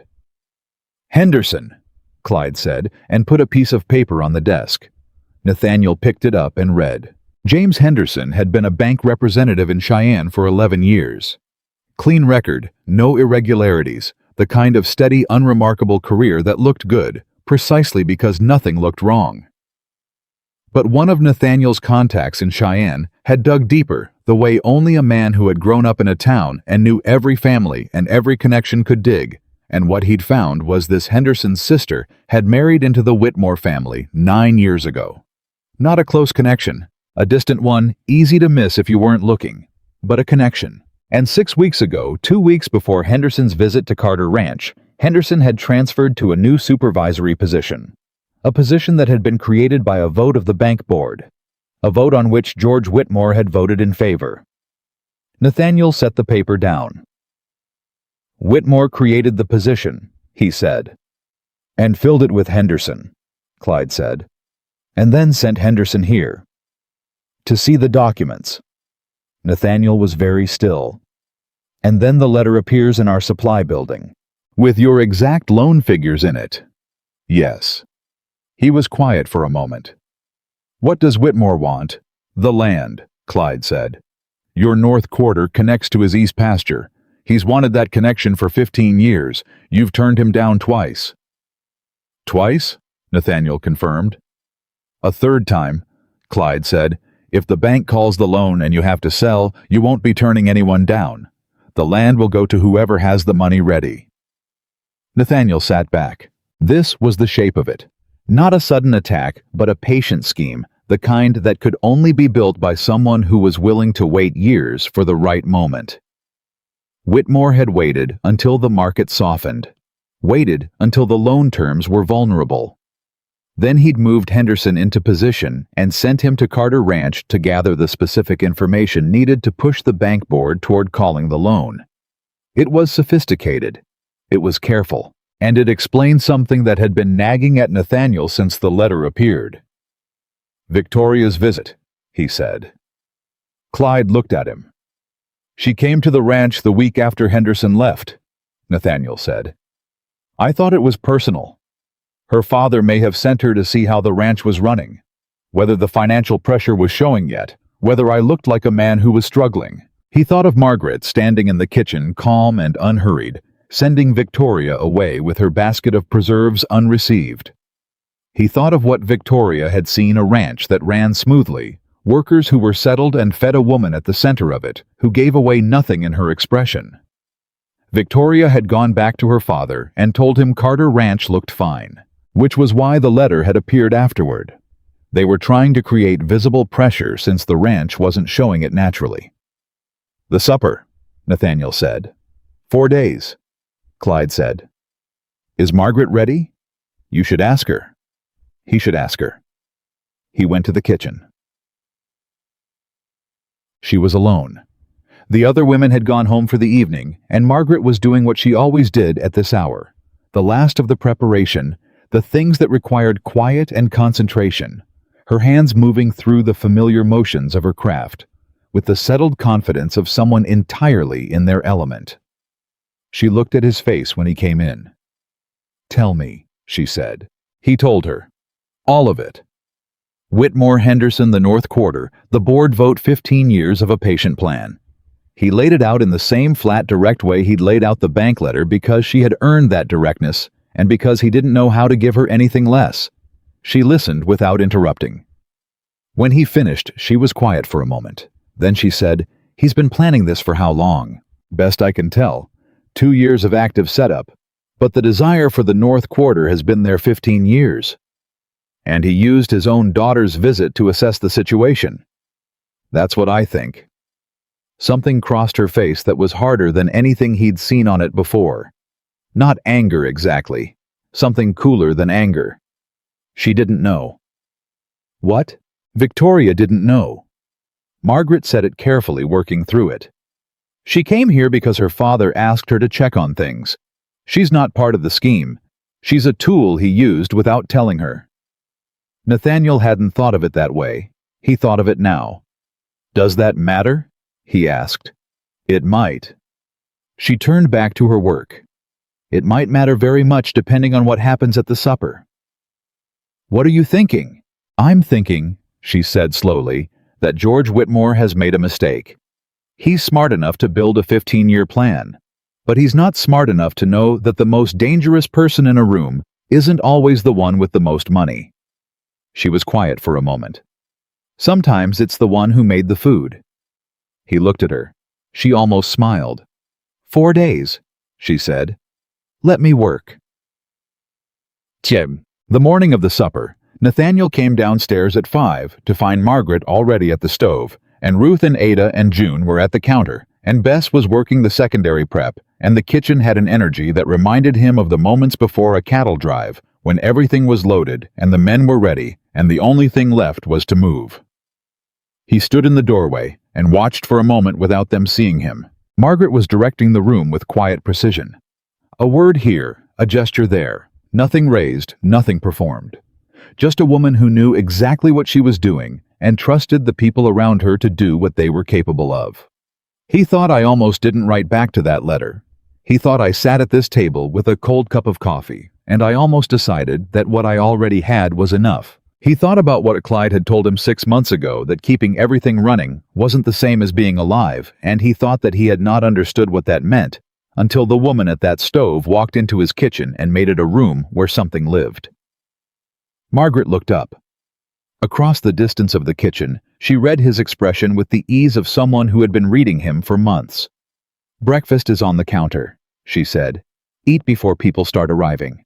He ate. They started arriving at noon. By 2 o'clock, the Carter ranch yard held more people than Nathaniel had seen on his property in 20 years. The community had come, truly come, not the polite attendance of obligation, but the real presence of people who had heard something interesting was happening and wanted to be part of it. The food was the reason. It spread ahead of the event, the way stories spread from a neighbor's mention to a wife's curiosity, to a traveler's comment, until people from 3 counties distant had rearranged their Saturday to drive to Carter Ranch because someone had told them something was being cooked there that they would not see again in their lifetime. Margaret had not exaggerated. What she and her 4 women had produced was something that had no category in Wyoming in 1885. It was not the simple, generous food of a cattle drive or the formal, aspirational food of a wealthy household trying to impress. It was food that felt like a place, like a specific, real-rooted place, where people had been feeding each other for generations, where the recipes carried memory, and the memory made the food mean more than the ingredients. Nathaniel watched people eat. He watched faces change. An old rancher named Comstock took a bite of Margaret's bread, a particular loaf made with a technique her grandmother had carried from Germany through Ohio and into Iowa, and he stopped chewing and looked at it like a man who had just remembered something he hadn't known he'd forgotten. A group of merchants from the eastern part of the territory gathered around the preserved foods table and were talking with each other in a way they hadn't been talking 10 minutes ago, animated and connected the food. Having done what food does, when it's made with real craft, it opened people up, and Margaret moved through all of it. Not performing hostess. Not working the room in the way of someone trying to make an impression. Just present. Stopping to talk to people, answering questions about the food with the plain, honest pleasure of someone who loved what they made, asking questions in return, making people feel that this place was genuinely glad they were here. Pemberton, the old rancher, who had asked her about water tables at the Whitmore gathering, found her by the bread table and said, "Mrs. Carter, I've been telling people about you for 2 weeks." "What have you been telling them?" "That this ranch finally has what it needed." He looked around the yard. "This is the heart of this community right here. This is what a gathering is supposed to feel like." Nathaniel was standing close enough to hear that. He said nothing, but he filed it precisely the way he filed everything that mattered. George Whitmore arrived at 2:30. He came with his wife and Victoria and 3 men. Nathaniel didn't recognize immediately, but identified within 5 minutes. 2 were investors from Cheyenne, and 1 was a man named Aldous Crane, who served as the legal representative for the bank board. They had come to see a ranch under pressure. They found a celebration. Whitmore's face was excellent. Years of careful social training kept it neutral. But Nathaniel had been watching men's faces in negotiations for 2 decades, and he saw the micro-adjustment that happened when George Whitmore walked into that yard and saw 200 people eating and talking and laughing and looking at Carter Ranch like it was the most important piece of land in the territory. Victoria saw it too. She was standing just behind her father, and she looked at the crowd, and then she looked at Margaret moving through it, and something in her expression did something complicated. Nathaniel watched it happen. Nathaniel walked forward to meet George Whitmore. "George?" He extended his hand. "Glad you could make it." "Nathaniel." Whitmore's handshake was firm and practiced. "Quite a gathering." "My wife's idea. She has a talent for bringing people together." He watched Whitmore's eyes move to Margaret. "So I see," Whitmore said. The 3 men behind him, the investors and Crane, were also looking at the crowd, and Nathaniel could see them recalibrating, could see the calculation happening in real time. This is not a ranch under financial duress. This is a ranch that is the center of its community. This is not a man you move quietly against without the entire territory noticing. Aldous Crane said something to one of the investors too low for Nathaniel to catch. The investor shook his head slightly. Nathaniel absorbed that and kept his expression easy. "Let me introduce you to some people," he said to Whitmore. "There's a man from the Northern Territory who's been asking about the kind of cattle partnerships you've been building." He gestured forward. "This way." He walked George Whitmore directly into the center of the gathering, surrounded by 200 people who were eating his wife's food and feeling the particular warmth of people who have been genuinely welcomed somewhere, and he let the man feel the weight of what he'd tried to undermine. He did it with a smile. He did it without saying a single word about any of it. The moment he'd been waiting for came 2 hours later. He found it not where he expected, but where Margaret had predicted. Victoria had found her. He saw them from across the yard, Margaret standing near the bread table, Victoria approaching with the careful walk of a woman who has decided to do something difficult and is committed now and can't turn back. He moved toward them without hurrying. He wanted to hear. He needed to hear. He caught it from 10 feet away. "My father sent Henderson to your ranch," Victoria said. Margaret looked at her steadily. "I know. I didn't know that when I visited." Her voice was controlled, but barely. "I came because he asked me to see how things were. He told me it was a social call, a welcome." She stopped. "He used me." "Yes," Margaret said simply. "You knew." "I suspected." Victoria's jaw tightened. "He wants your land. He's been working toward this for years, using the bank, using Henderson, using me." She said the last two words like they cost her something. I found documents in his study yesterday. I wasn't looking for them. I was looking for a letter he'd promised to give me, and I found... She stopped. I found what he's been building. Nathaniel was close enough now. Margaret saw him. Victoria turned and saw him too. The three of them stood there, and the noise of 200 people filled the air around them, and Nathaniel looked at the daughter of the man who had been trying to take his ranch for 15 years, and he saw a woman who had just discovered that her father was not the man she thought he was. Victoria, he said. She looked at him. Her eyes were bright in the way that meant she was holding something back by will. What did you find? He said. Documents, she said. Correspondence between my father and Crane at the bank, and a draft letter intended for the board, arguing that Carter Ranch is insolvent and should have its loan called immediately. She paused. With figures that could only have come from Henderson's visit here. Do you have the documents? Margaret asked. Victoria looked at her.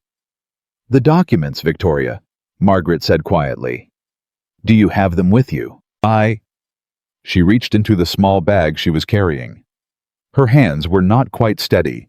She withdrew a folded set of papers and held them out. Margaret took them. She looked at Nathaniel. He took them from her and looked at the first page and understood immediately what he was holding. Not just evidence of Whitmore's scheme. Documentation of bank fraud. Correspondence between a board member and a bank representative that constituted a clear, legal, actionable case of manipulation of financial proceedings.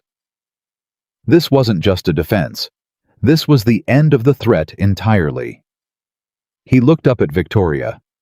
Why? He said. She was quiet for a moment. Because it's wrong, she said.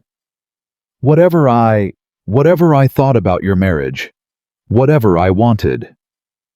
She looked at Margaret. This is wrong, and I'm not my father. Margaret looked at her for a long time.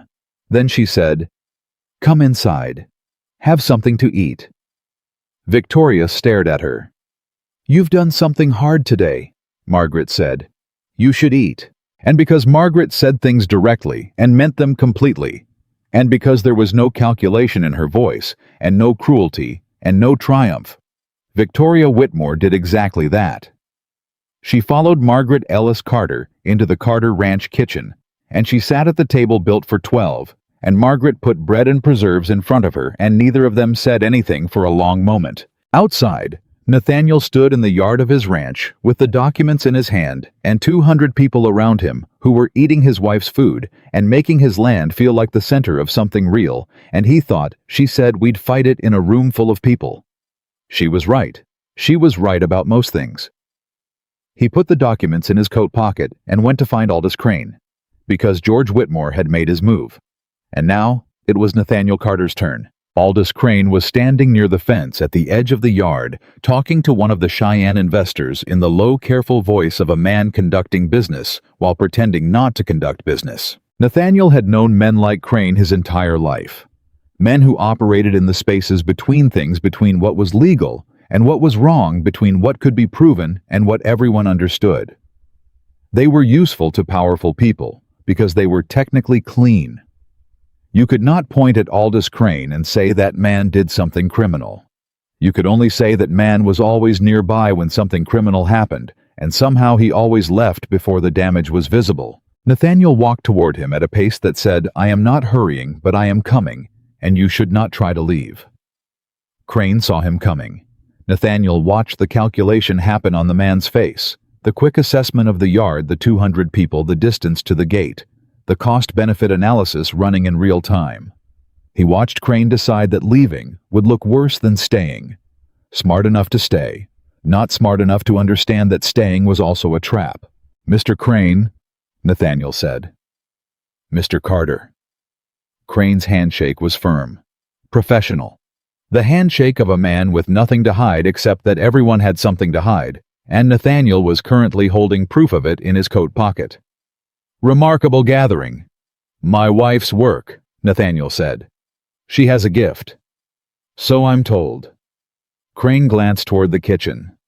I didn't know she was involved in the management side of the ranch. She's involved in everything, Nathaniel said pleasantly.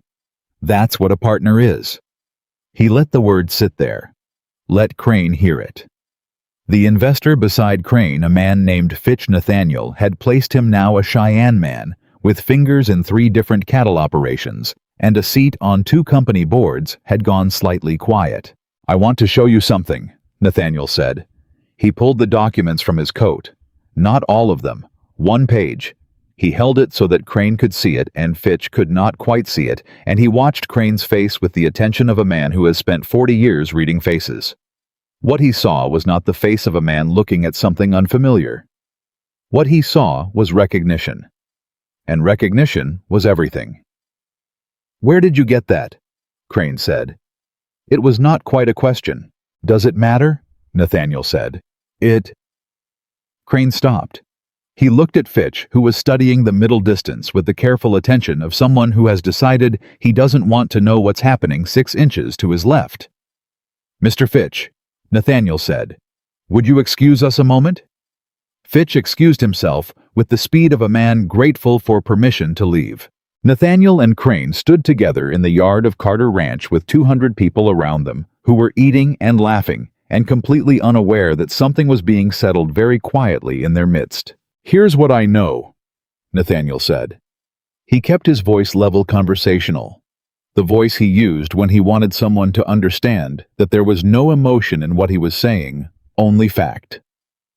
I know that George Whitmore sent Henderson to my ranch to access my financial records. I know that information was used to prepare a case for the bank board to call my loan. I know that you were the legal mechanism through which that case was going to move. He folded the paper, put it back. I know all of that because I have the correspondence. Crane was very still. I'm not going to the sheriff, Nathaniel said. Not today. Crane's stillness shifted slightly. Not relief, something more careful than relief. The loan terms, Nathaniel said, will be renegotiated, not called.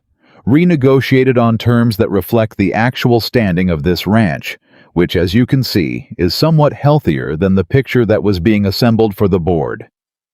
He gestured toward the yard, the people, the food, the vitality of a ranch that was nobody's definition of a failing operation.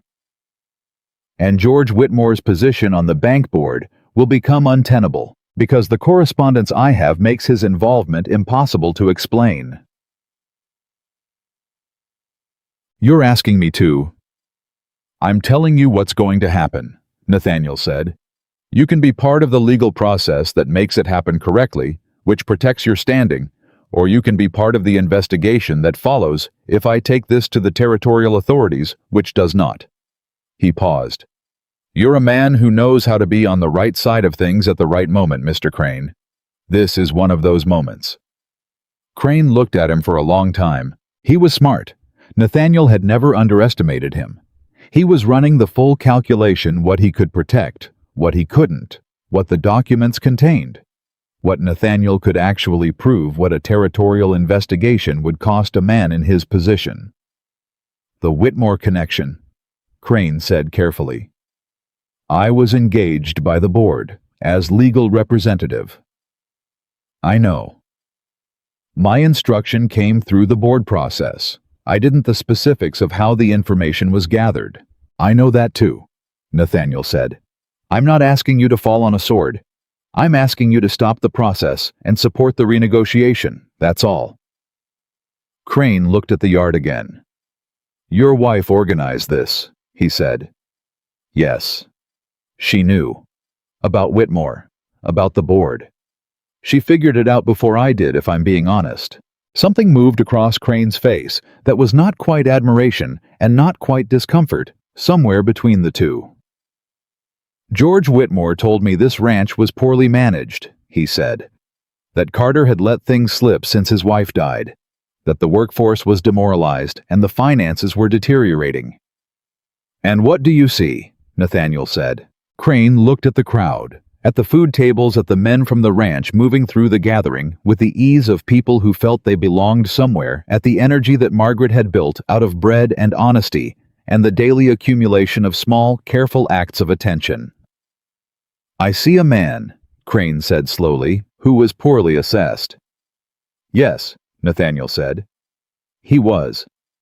A pause. "I'll talk to the board," Crane said. "The renegotiation. I'll support it." "I appreciate that.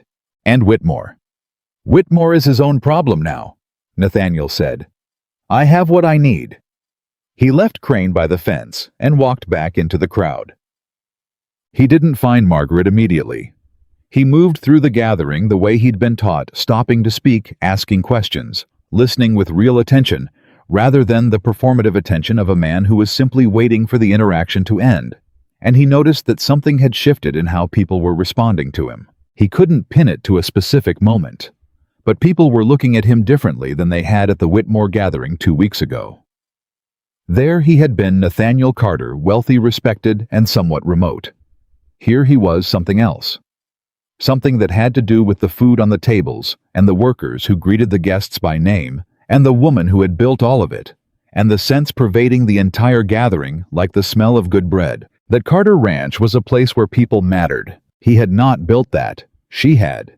He found her at the far end of the yard, talking to Pemberton, who was apparently telling her something long and involved about his grandfather's farm in Tennessee, that she was listening to, with complete unhurried attention, as if she had nowhere else to be, and nothing else to do, which was not even slightly true. He waited. She caught his eye over Pemberton's shoulder. He gave her the smallest nod. He watched the information travel across her face, not a reaction exactly, more like a settling. The particular stillness of someone who has been waiting for confirmation of something they already knew and can now stop waiting. Pemberton eventually finished his story. Margaret thanked him warmly, asked one follow-up question that made the old man light up entirely, and then excused herself and walked to Nathaniel. "Crane," she said. "Done. Whitmore, his position on the board won't survive the month." She nodded. She looked at the yard. At the 200 people eating her food in the afternoon light of a Wyoming October. "Victoria," she said. "Is she still inside?" She was. Margaret was quiet for a moment. "She cried," she said. "In the kitchen. She tried not to, but she did. I gave her bread, and I didn't say anything about it." Nathaniel looked at her. She didn't know, Margaret said. About the scheme. She genuinely didn't know. Her father used her the way he used Henderson, the way he used the bank process. She was just a piece of it. Does it change what he did? "No," she said, "but it changes what she is." She turned to look at him. "What are you going to do about George?" He'd been thinking about this since Crane walked away. "Nothing criminal," he said. "Not because he doesn't deserve it. Because a criminal proceeding takes a year and costs money and puts this ranch in the newspapers as a place of conflict instead of a place of strength." He looked at the yard. "What I'm going to do is let the bank board see the correspondence. Let them handle their own member. The Whitmore family's standing in this county depends on their relationship with that board. When that relationship changes, everything else follows." "He loses the leverage," Margaret said. "He loses the leverage," Nathaniel confirmed, "and the land stays where it is." She was quiet for a moment. "You're being generous with him." "I'm being strategic." She looked at him. "Those aren't mutually exclusive." He almost smiled. "No," he said, "they're not." They stood together in the yard of the ranch that had been in his family for 23 years, and Nathaniel felt something that had nothing to do with strategy or bank boards, or the particular satisfaction of a threat that had been neutralized. It was simpler than any of that. It was the feeling of standing beside someone who had stood beside him through the whole of something hard, and had not once suggested he handle it differently, or asked for credit in the handling of it, and had simply been there thinking alongside him, filling in the things he couldn't see from where he was standing. He thought, "I have been alone for 6 years, and I did not understand what alone cost until it stopped." He didn't say that. Not yet. He was a man who moved toward important things carefully, who needed to be sure before he spoke, and he wasn't sure yet, or he was sure and wasn't ready, and he couldn't tell the difference between the two. "Are you hungry?" she said. He looked at her. "You haven't eaten since this morning," she said. "Come inside." He followed her inside. The afternoon wound down, the way good gatherings wind down. Gradually, people leaving with the reluctance of those who have been somewhere that felt genuinely good and are not quite ready to return to the ordinary. Nathaniel stood at the gate and said goodbye to each family as they left. And 3 separate men told him this was the best gathering the county had held in 20 years, and 2 women asked Margaret for the bread recipe. And Pemberton shook Nathaniel's hand at the gate and said, "Your wife is something else, Carter." "Yes," Nathaniel said. "She is." "Hold on to her." "I intend to." By 5 o'clock, the yard was empty except for the Carter household. Ruth and Ada and June and Bess were cleaning up with the efficient solidarity of women who had worked hard together towards something real. Clyde was walking the property with the quiet vigilance of a man who had been holding his breath for 2 weeks and was only now starting to let it out. Daniel was carefully with his healing shoulder guarded helping fold the tables, which Nathaniel noticed and did not comment on because Daniel needed to contribute, and stopping him would cost more than it saved. And Margaret was in the kitchen. He found her at the sink washing the last of the large baking pans, her sleeves pushed up and her back to the door. She looked exhausted in the way of someone who had spent 10 days running towards something at full speed and had just crossed the line and wasn't sure yet how to stop. He picked up a cloth and started drying. She heard him, but didn't turn. "You don't have to do that." "I know." He dried the pan she handed him. She washed. He dried. The kitchen was warm and quiet around them, and outside the window the light was going gold and flat, the way Wyoming light went in October, that particular end-of-day quality that made everything look both more beautiful and more temporary than it actually was. "Margaret," he said. "I want to tell you something." She turned off the water. She dried her hands on her apron slowly, and then she turned to face him. He had planned something. He had been in the back of his mind arranging words since the afternoon since he stood in the yard after talking to Crane and understood fully and completely what she had done and what she had cost herself to do it. He had assembled a version of what he wanted to say that was orderly and correct and expressed what he meant without leaving him exposed in ways he wasn't sure how to manage. He forgot all of it. "You saved this ranch," he said. She opened her mouth. "Don't tell me you didn't," he said. "Don't minimize it. Don't say it was the food or the timing or that I would have figured it out anyway. You came here with 1 suitcase and in 6 weeks, you learned every man's name and fixed what was broken and planned the supper and thought of Crane before I did and brought Victoria into this kitchen when everyone else would have kept her out." He stopped, steadied something in himself. "You saved it." She was very still. "But that's not what I want to say," he continued. "The ranch is the ranch matters, and I'm grateful, but that's not—" He set down the drying cloth. He looked at her directly the way she had always looked at him, with the undeflected honesty that she had walked in with on the first day, and never put down. "I was managing," he said, "before you came. I want you to understand that word the way I mean it. Managing. Keeping everything running. Keeping the finances in order, and the men working, and the cattle healthy, and the property maintained. Managing." She was watching him. "I wasn't alive," he said. "I didn't know that until someone came and made the difference visible." He paused. "You made the difference visible." The kitchen was very quiet. "Nathaniel," she said, "I'm not finished." She closed her mouth. "I want to be a real husband to you," he said. "Not an arrangement, not a transaction. A husband the way I understand that word, which is incompletely probably because I have been alone for 6 years and I've forgotten most of what I knew about it. But I want to learn again." He stopped. "If that's something you want." She looked at him for a long moment. He could see her thinking, could see the careful, precise intelligence working behind her eyes, assessing, examining, doing what she always did with things that mattered, which was to take them seriously rather than react to them immediately. "I came here," she said finally, expecting to be tolerated. He held her gaze. "A woman like me." She stopped, started again. "I have spent my whole life being the useful one, the capable one, the one people were glad to have around because of what she could do, not because of who she was." Her voice was even, but it cost her something to say it, and they both knew that. "I thought this would be more of the same, a man who needed his house managed, who could tolerate my company because I was efficient. And instead," he said, "and instead you came into a supply room and wrote numbers in a ledger," she said, "and you handed me a bank letter before you'd found an answer for it, and you stood in front of 200 people and gave Crane back his own future because I told you that's where the battle was." Her eyes were bright. "You trusted me." "Yes."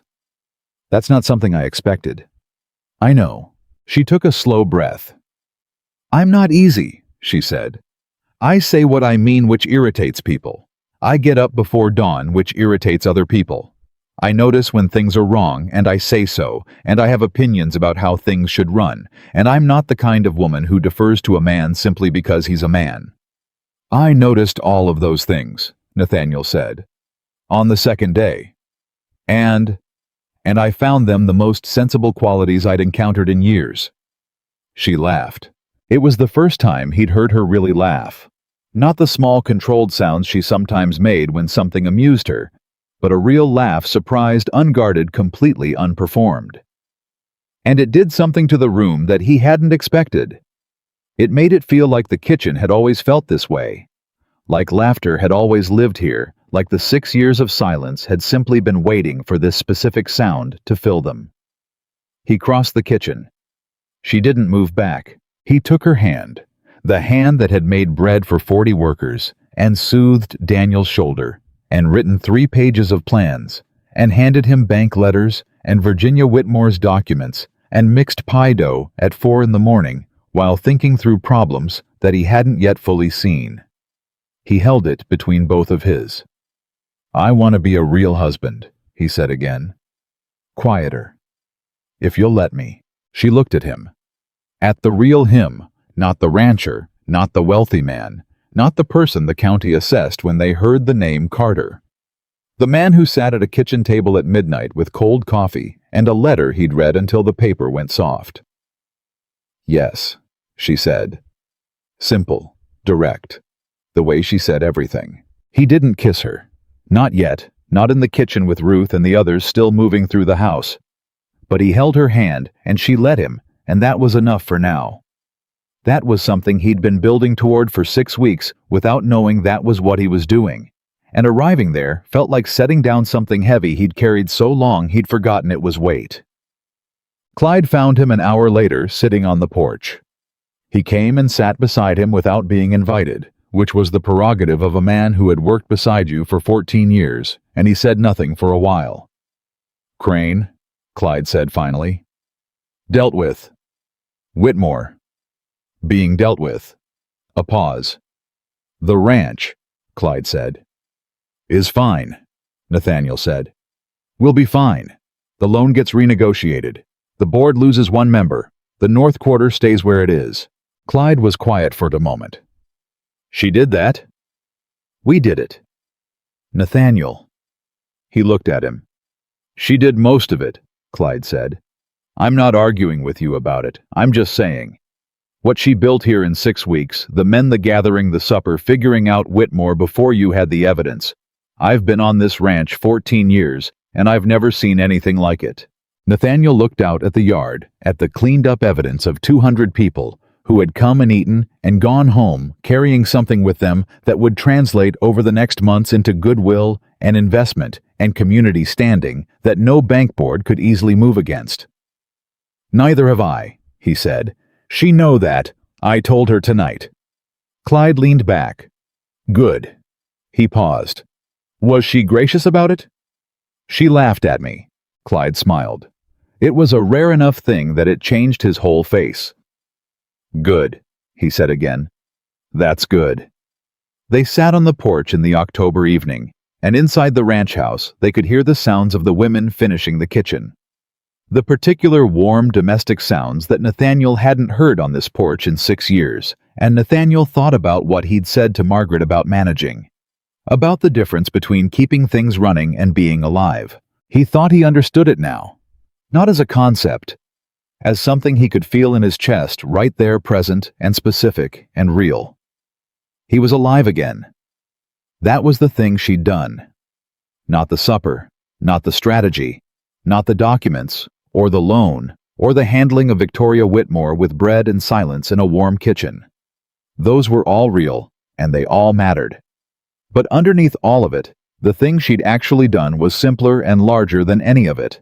She had walked into his life with one worn suitcase and the honest expectation of disappointment, and she had refused stubbornly daily, without fanfare, to disappear into the edges of his world the way everyone had assumed she would. She had made herself necessary, not by being irreplaceable, but by being present. Fully, genuinely, unperformatively present. And somewhere in the last 6 weeks, without deciding to, he had started organizing his days around the fact of her. "Clyde," he said. "Yeah. Tell the men tomorrow that the situation is resolved. They don't need details, but they've been carrying the tension of it, and they should know it's over." "I'll tell them." A pause. "Daniel's shoulder is healing."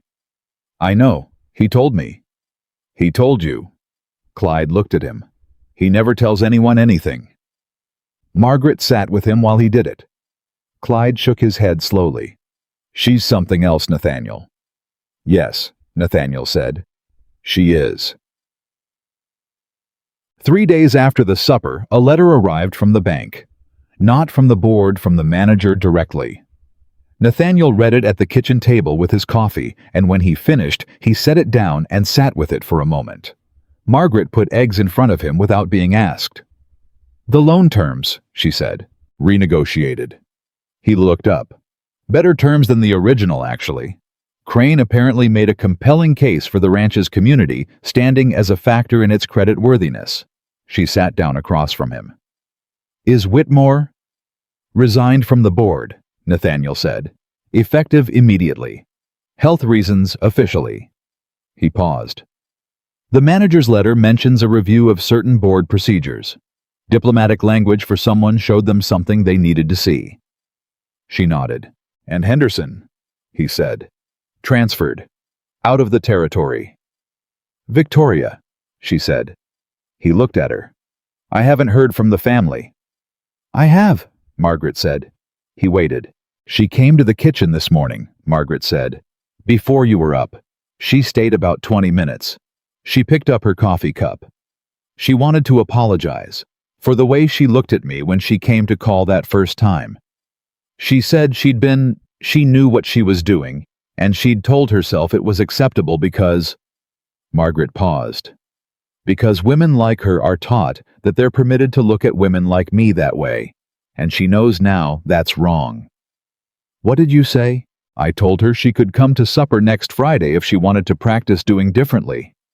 He stared at her. "She's not a bad person," Margaret said.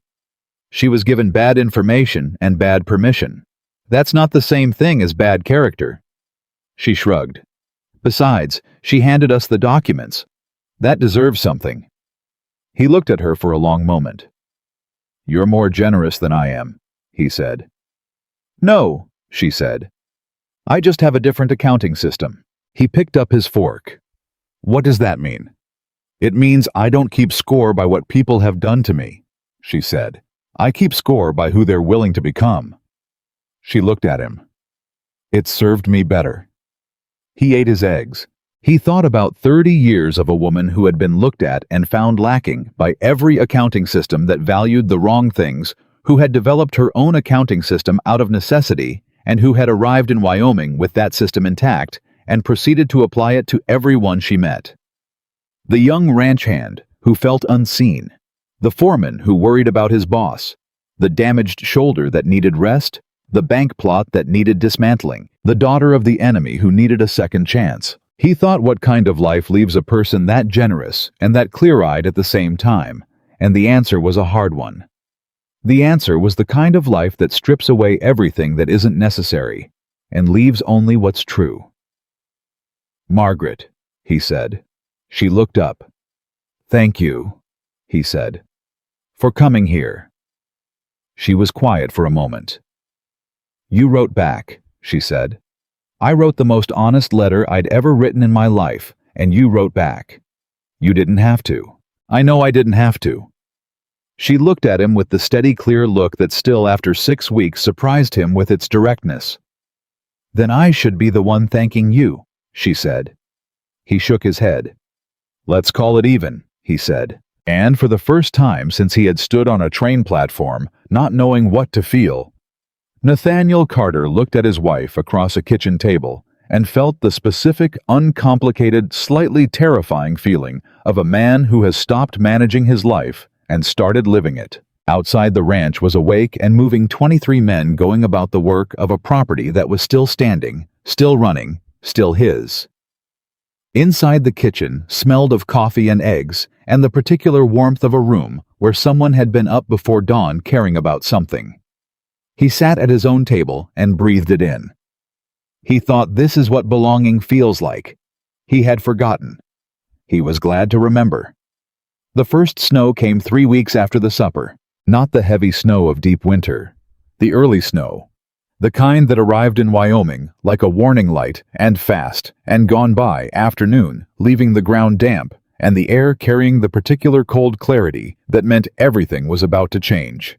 Nathaniel stood on the porch and watched it come in, and thought about the bank letter in his desk drawer, the one with the renegotiated terms, and about George Whitmore's name no longer appearing in the board correspondence that Crane had sent over last week, and about the north quarter of his land sitting exactly where it had always sat, unbothered and uncontested, and entirely his. He thought about all of it, and then he went inside to get coffee, and Margaret was already at the stove. She handed him a cup without turning around. "Snow," he said. "I know. I've been watching it. Early this year." 2 weeks early," she said. "I asked Clyde. He said it's been coming earlier every year for the past 4. She knew that because she'd asked. She asked everything. In 3 months, she had accumulated a working knowledge of this ranch that most men took 2 years to build. Not because she had exceptional intelligence, though she did, but because she was constitutionally incapable of accepting vagueness when specificity was available. She wanted to know the actual number, the real name, the genuine history. She wanted to know things the way they were, not the way they were easier to describe. He had come to understand that about her, the way you came to understand something that was always true, but took time to see. It was the same quality that had made her write that first letter the way she wrote it. She simply could not pretend. Not about herself, not about the land, not about the weather coming in 2 weeks early, not about anything that mattered. He sat at the kitchen table and drank his coffee and watched her move around the kitchen. And he thought, I have been sitting at this table watching this woman work for 3 months, and it still surprises me. Not her competence, he'd known about that in the first week. What surprised him was that the watching never got ordinary. She never became furniture. She was always somehow specific, present in a way that demanded you notice her without ever asking to be noticed. "What are you thinking about?" she said. "You." She turned, looked at him with the assessing directness that still after 3 months caught him slightly off balance. "What about me? That you're the most specific person I've ever known." She tilted her head. "What does that mean?" "It means..." He thought about how to say it. He was not a man who said things carelessly, and this was not a careful thing. This was real, and real things required more precision than careless things, not less. It means that you occupy the space you're in. You don't drift. You're always right there, right in the thing present in it. She was quiet for a moment. "Eleanor used to say I had no room in my head for anything that wasn't real," she said. She meant it as a criticism. "She was right," Nathaniel said. "It wasn't a criticism." The corner of her mouth moved. "No, I suppose it wasn't." She turned back to the stove.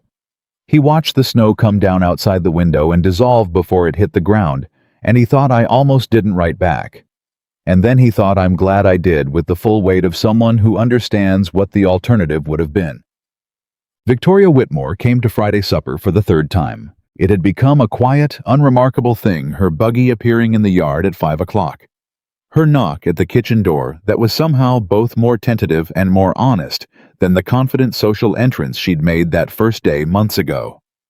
She came and she sat at the table, and she ate, and she talked, and Margaret treated her with the same matter-of-fact directness she treated everyone, which meant she didn't perform forgiveness, and she didn't perform warmth. She didn't feel. She simply included Victoria in the conversation because Victoria had earned inclusion, and that was that. Nathaniel had asked Margaret once in the first week of this arrangement whether it was difficult. "Having her here," he said, "given how things started." "Not particularly," Margaret said. "She's different from how she was." "She's the same person." "People are never the same person," Margaret said.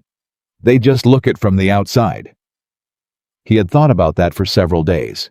This Friday, Victoria came with a quietness about her that was different from her usual quietness, which was the quietness of a woman carefully rebuilding herself. This was something more specific. She sat at the table with her hands around her coffee cup and didn't speak much during supper, which everyone noticed and nobody addressed, because Margaret ran a table where people were allowed to be where they actually were, rather than where it was polite to be. Afterward, when the dishes were done, and Nathaniel had retreated to his study, and it was just the two women in the kitchen, Victoria said, "My father is leaving Wyoming." Margaret kept drying the dish she was drying. "Permanently. He says temporarily. For his health." Victoria's voice was flat and careful, the voice of someone reporting facts they haven't finished feeling yet. The board asked him to step back, formally, with very diplomatic language about rest and recovery. "And you," Margaret said. "I stay." Victoria looked at her hands. "This is my home. Whatever he did, this is where I'm from." "That's a brave decision," Margaret said. "It doesn't feel brave. It feels—" Victoria stopped. "Like the only honest thing." Margaret set down the dish and looked at her. "You know what brave usually feels like." Victoria looked up. "Exactly like that," Margaret said. "Like the only honest thing." Something shifted in Victoria's face. Not relief, something quieter than relief, something that looked like a woman recognizing herself in a description she hadn't expected to fit. "How do you do that?" Victoria said. "Do what?" "Say the thing that's true, without armor, without building up to it." Margaret picked up the next dish. "Practice," she said simply, "and the understanding that the armor costs more than it protects." Victoria was quiet for a long moment. "I told him I knew," she said. "My father, last week. I told him I knew what he'd done, and I told him I'd given you the documents." Margaret stopped. "What did he say?" she said. "That I'd betrayed my family." Victoria's jaw tightened. "I told him he'd betrayed his. First." She paused. "He didn't have an answer for that."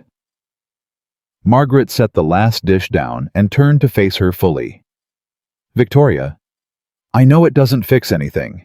It fixes more than you think," Margaret said.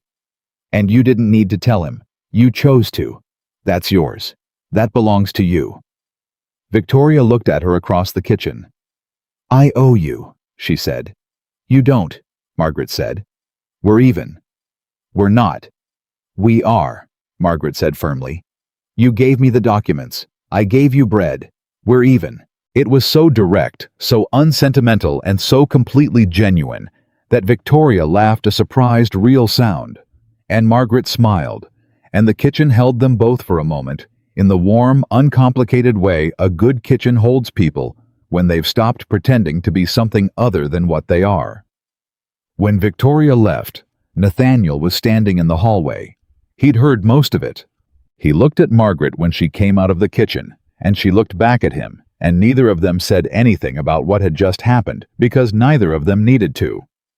He took her hand as she passed him. She stopped. She looked at their hands, and then she looked at his face. "Come sit with me," he said. She came and sat with him. The letter from Iowa arrived on a Tuesday. It was from Margaret's brother, a man named Thomas Ellis, who farmed 40 acres outside of Ames and wrote letters in the careful, earnest handwriting of someone who had taught himself to read and write as an adult, and had never quite lost the self-consciousness of it. Margaret read it at the kitchen table before anyone else was up, and when Nathaniel came down, she was still holding it. "Thomas," she said before he could ask. "Good news or bad?" "Both." She set it on the table. "His eldest is sick. A long illness, they think. He needs—" She stopped. "He's asking if I can come back for a while." The kitchen was very quiet. Nathaniel sat down. He looked at the letter on the table between them. Then he looked at her face, which was doing the thing it did when she was holding something that hadn't settled yet. The careful stillness, the processing happening behind the eyes, the refusal to perform an emotion until she knew what she actually felt. "How long?" he said. "He doesn't know. A month, perhaps 2. He was quiet. "The ranch," she said.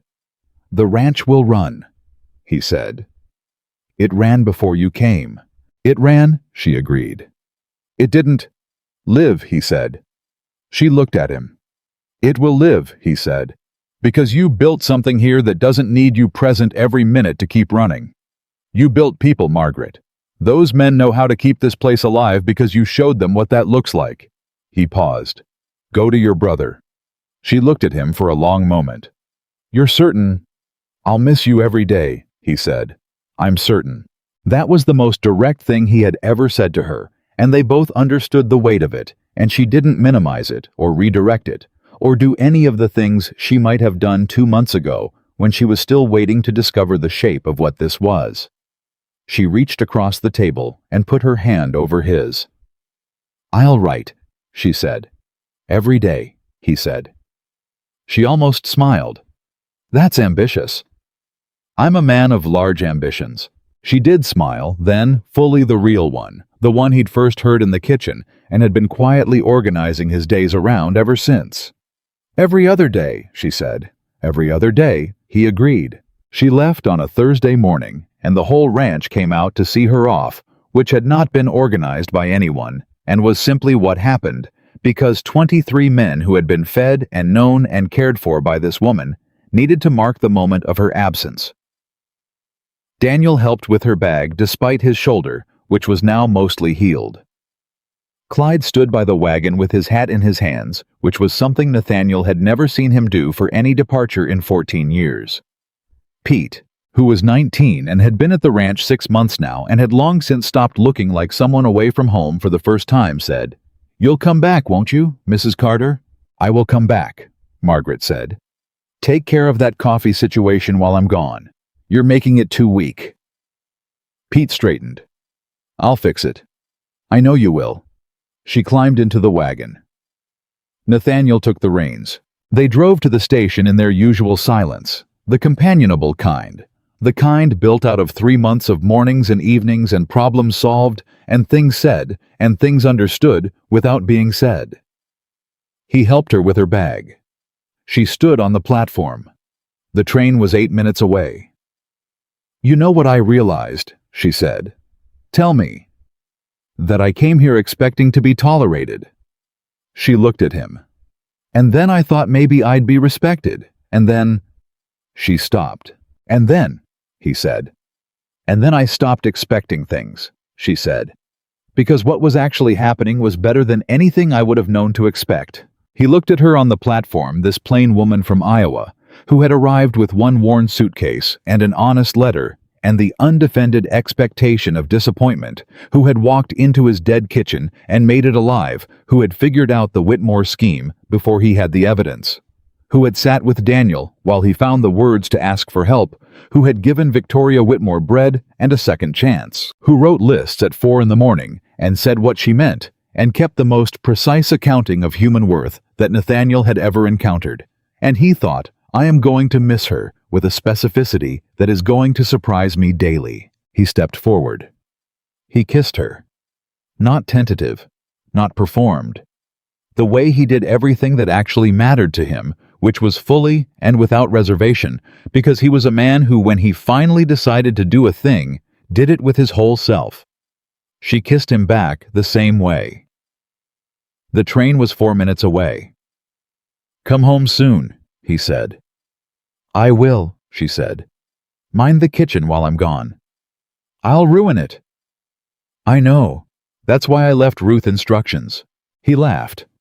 Actually laughed the real thing, the sound of a man who has found his way back to something he thought he'd lost permanently. The train arrived. She got on. He stood on the platform until it was gone. So, she was away for 6 weeks. She wrote every other day exactly as promised, in the same small, careful handwriting she used for supply lists and planning documents, and the notes she left for the ranch hands. He read every letter twice. He wrote back every other day in the large scrawl that she had never once commented on, despite the fact that it bore no resemblance to legible penmanship. The letters were nothing like what he would have predicted 2 years ago that letters between himself and a wife would look like. They were not formal. They were not careful in the way of people performing intimacy. They were like their conversations, direct, honest, moving easily between the practical and the profound, without treating the shift as remarkable. She told him about Thomas's son, about the illness, about the particular slow terror of watching a child be sick when you could not make it fast, and you could not make it certain, and all you could do was be present and capable, and keep the household running, so that Thomas and his wife could focus on their boy. She told him what she cooked and why. She told him about the Iowa autumn, the specific flatness of it after Wyoming, and how the sky was different, lower, somehow less vast, and how she had not expected to miss the vastness, but she did. She told him she missed him, not as a performance. One sentence in the middle of a letter about Thomas's son, and the cost of the doctor, and the particular way the boy had started to turn a corner that week. One sentence, "I miss you," in the specific way I didn't know was possible before I understood what it meant to have someone to miss. And then she moved on to the next thing. He read that sentence 4 times. He wrote back, "The coffee is weak. Pete is working on it. And then I miss you in the same specific way. Come home when you're ready. The kitchen knows you're gone." She came home on a Thursday, which was the same day she'd left, which was the sort of detail that would have meant nothing before, and now meant something in the way that small things accumulated, meaning when you were paying attention to your own life instead of just managing it. He was waiting at the station. She stepped off the train, and he was there, and she stopped when she saw him, and she looked at him with the particular expression she had sometimes. The unguarded one, the one that didn't calculate. And he thought 6 weeks was not very long, and it felt like a very long time.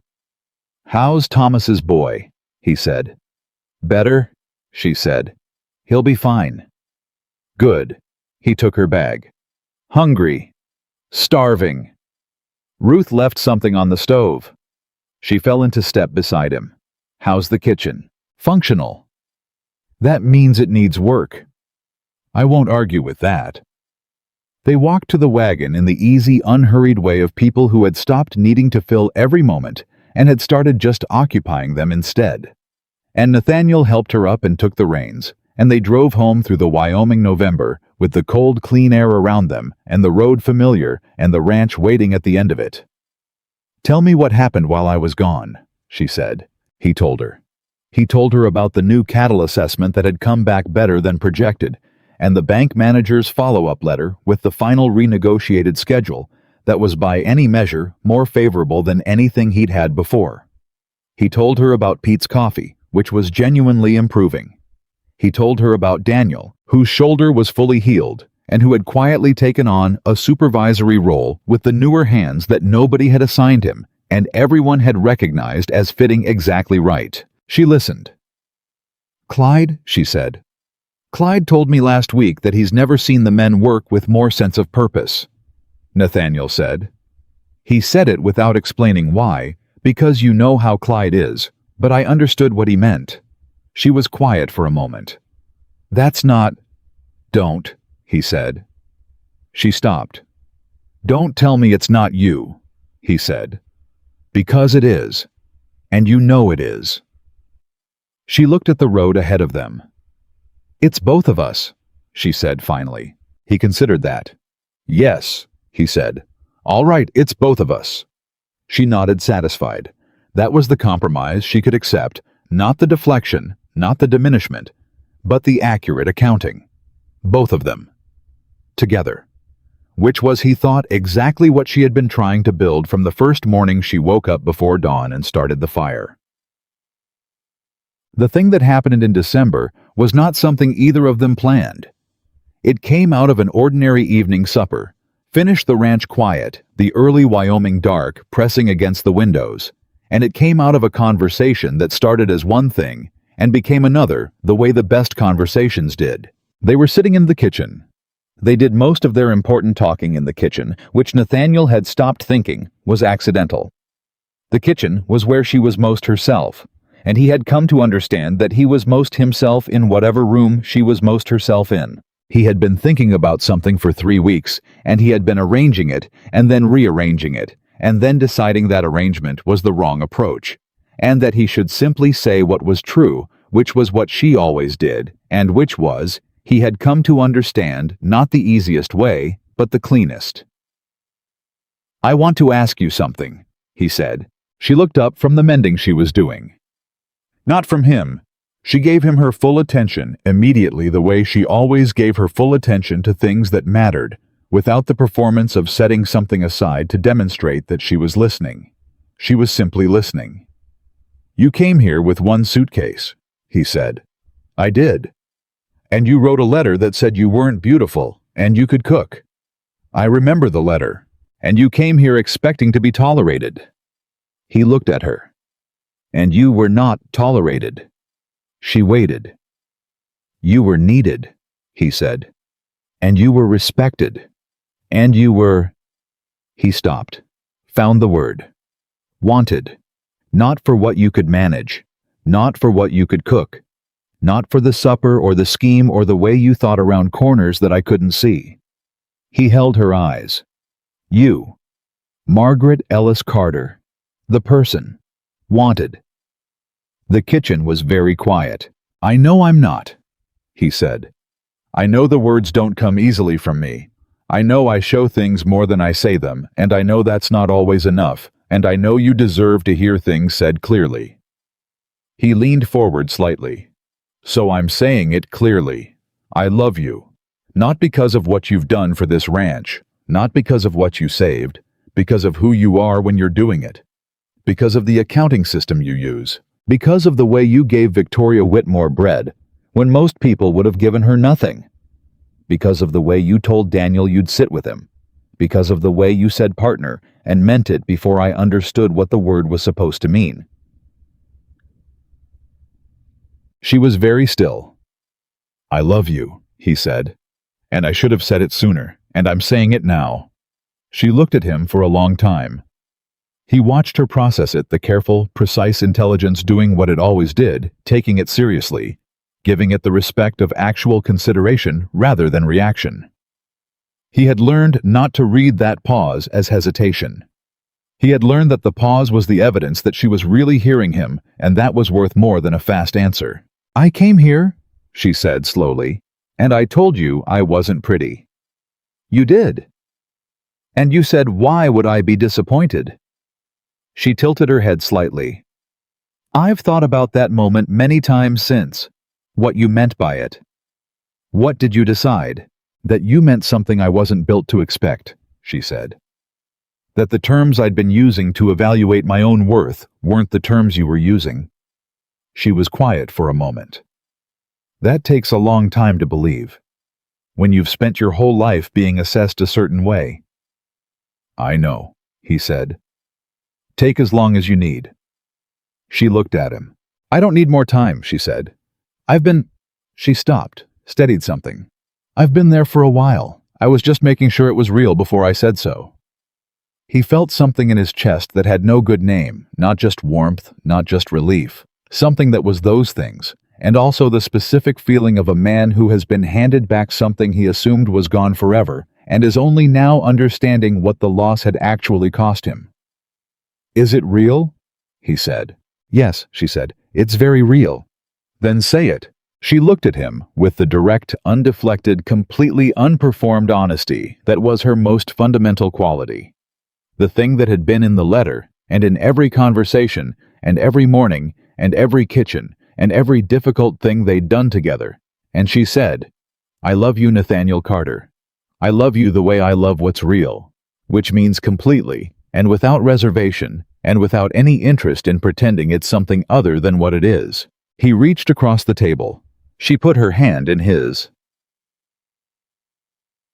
They were married, really married, in the way that had nothing to do with paperwork, and everything to do with two people deciding to be each other's on a day. In late December, when the snow was real and the ranch was quiet, and Ruth and Clyde and Daniel and Pete were in the kitchen eating the supper Margaret had made, before she announced that she and Nathaniel were going to sit in the front room for a while and they should help themselves to the rest. What happened in the front room was private. What came out of it was visible to everyone on the ranch the next morning, because what came out of it was the particular quality of two people who have finally stopped holding something back. And that quality showed in the way they moved through a room, and the way they looked at each other, and the way the ranch itself seemed to exhale as if it too had been waiting. Pete noticed it first. He said to Daniel at the breakfast table, "Something's different." Daniel looked at Nathaniel and Margaret at the other end of the table, and he said, "Yeah," and went back to his eggs. Clyde said nothing, but he smiled. Years later, the people of Wyoming Territory would tell the story of Nathaniel Carter and Margaret Ellis, the way communities tell the stories that matter to them, with the particular compression of time that legend requires, smoothing over the daily complexity and keeping the essential shape.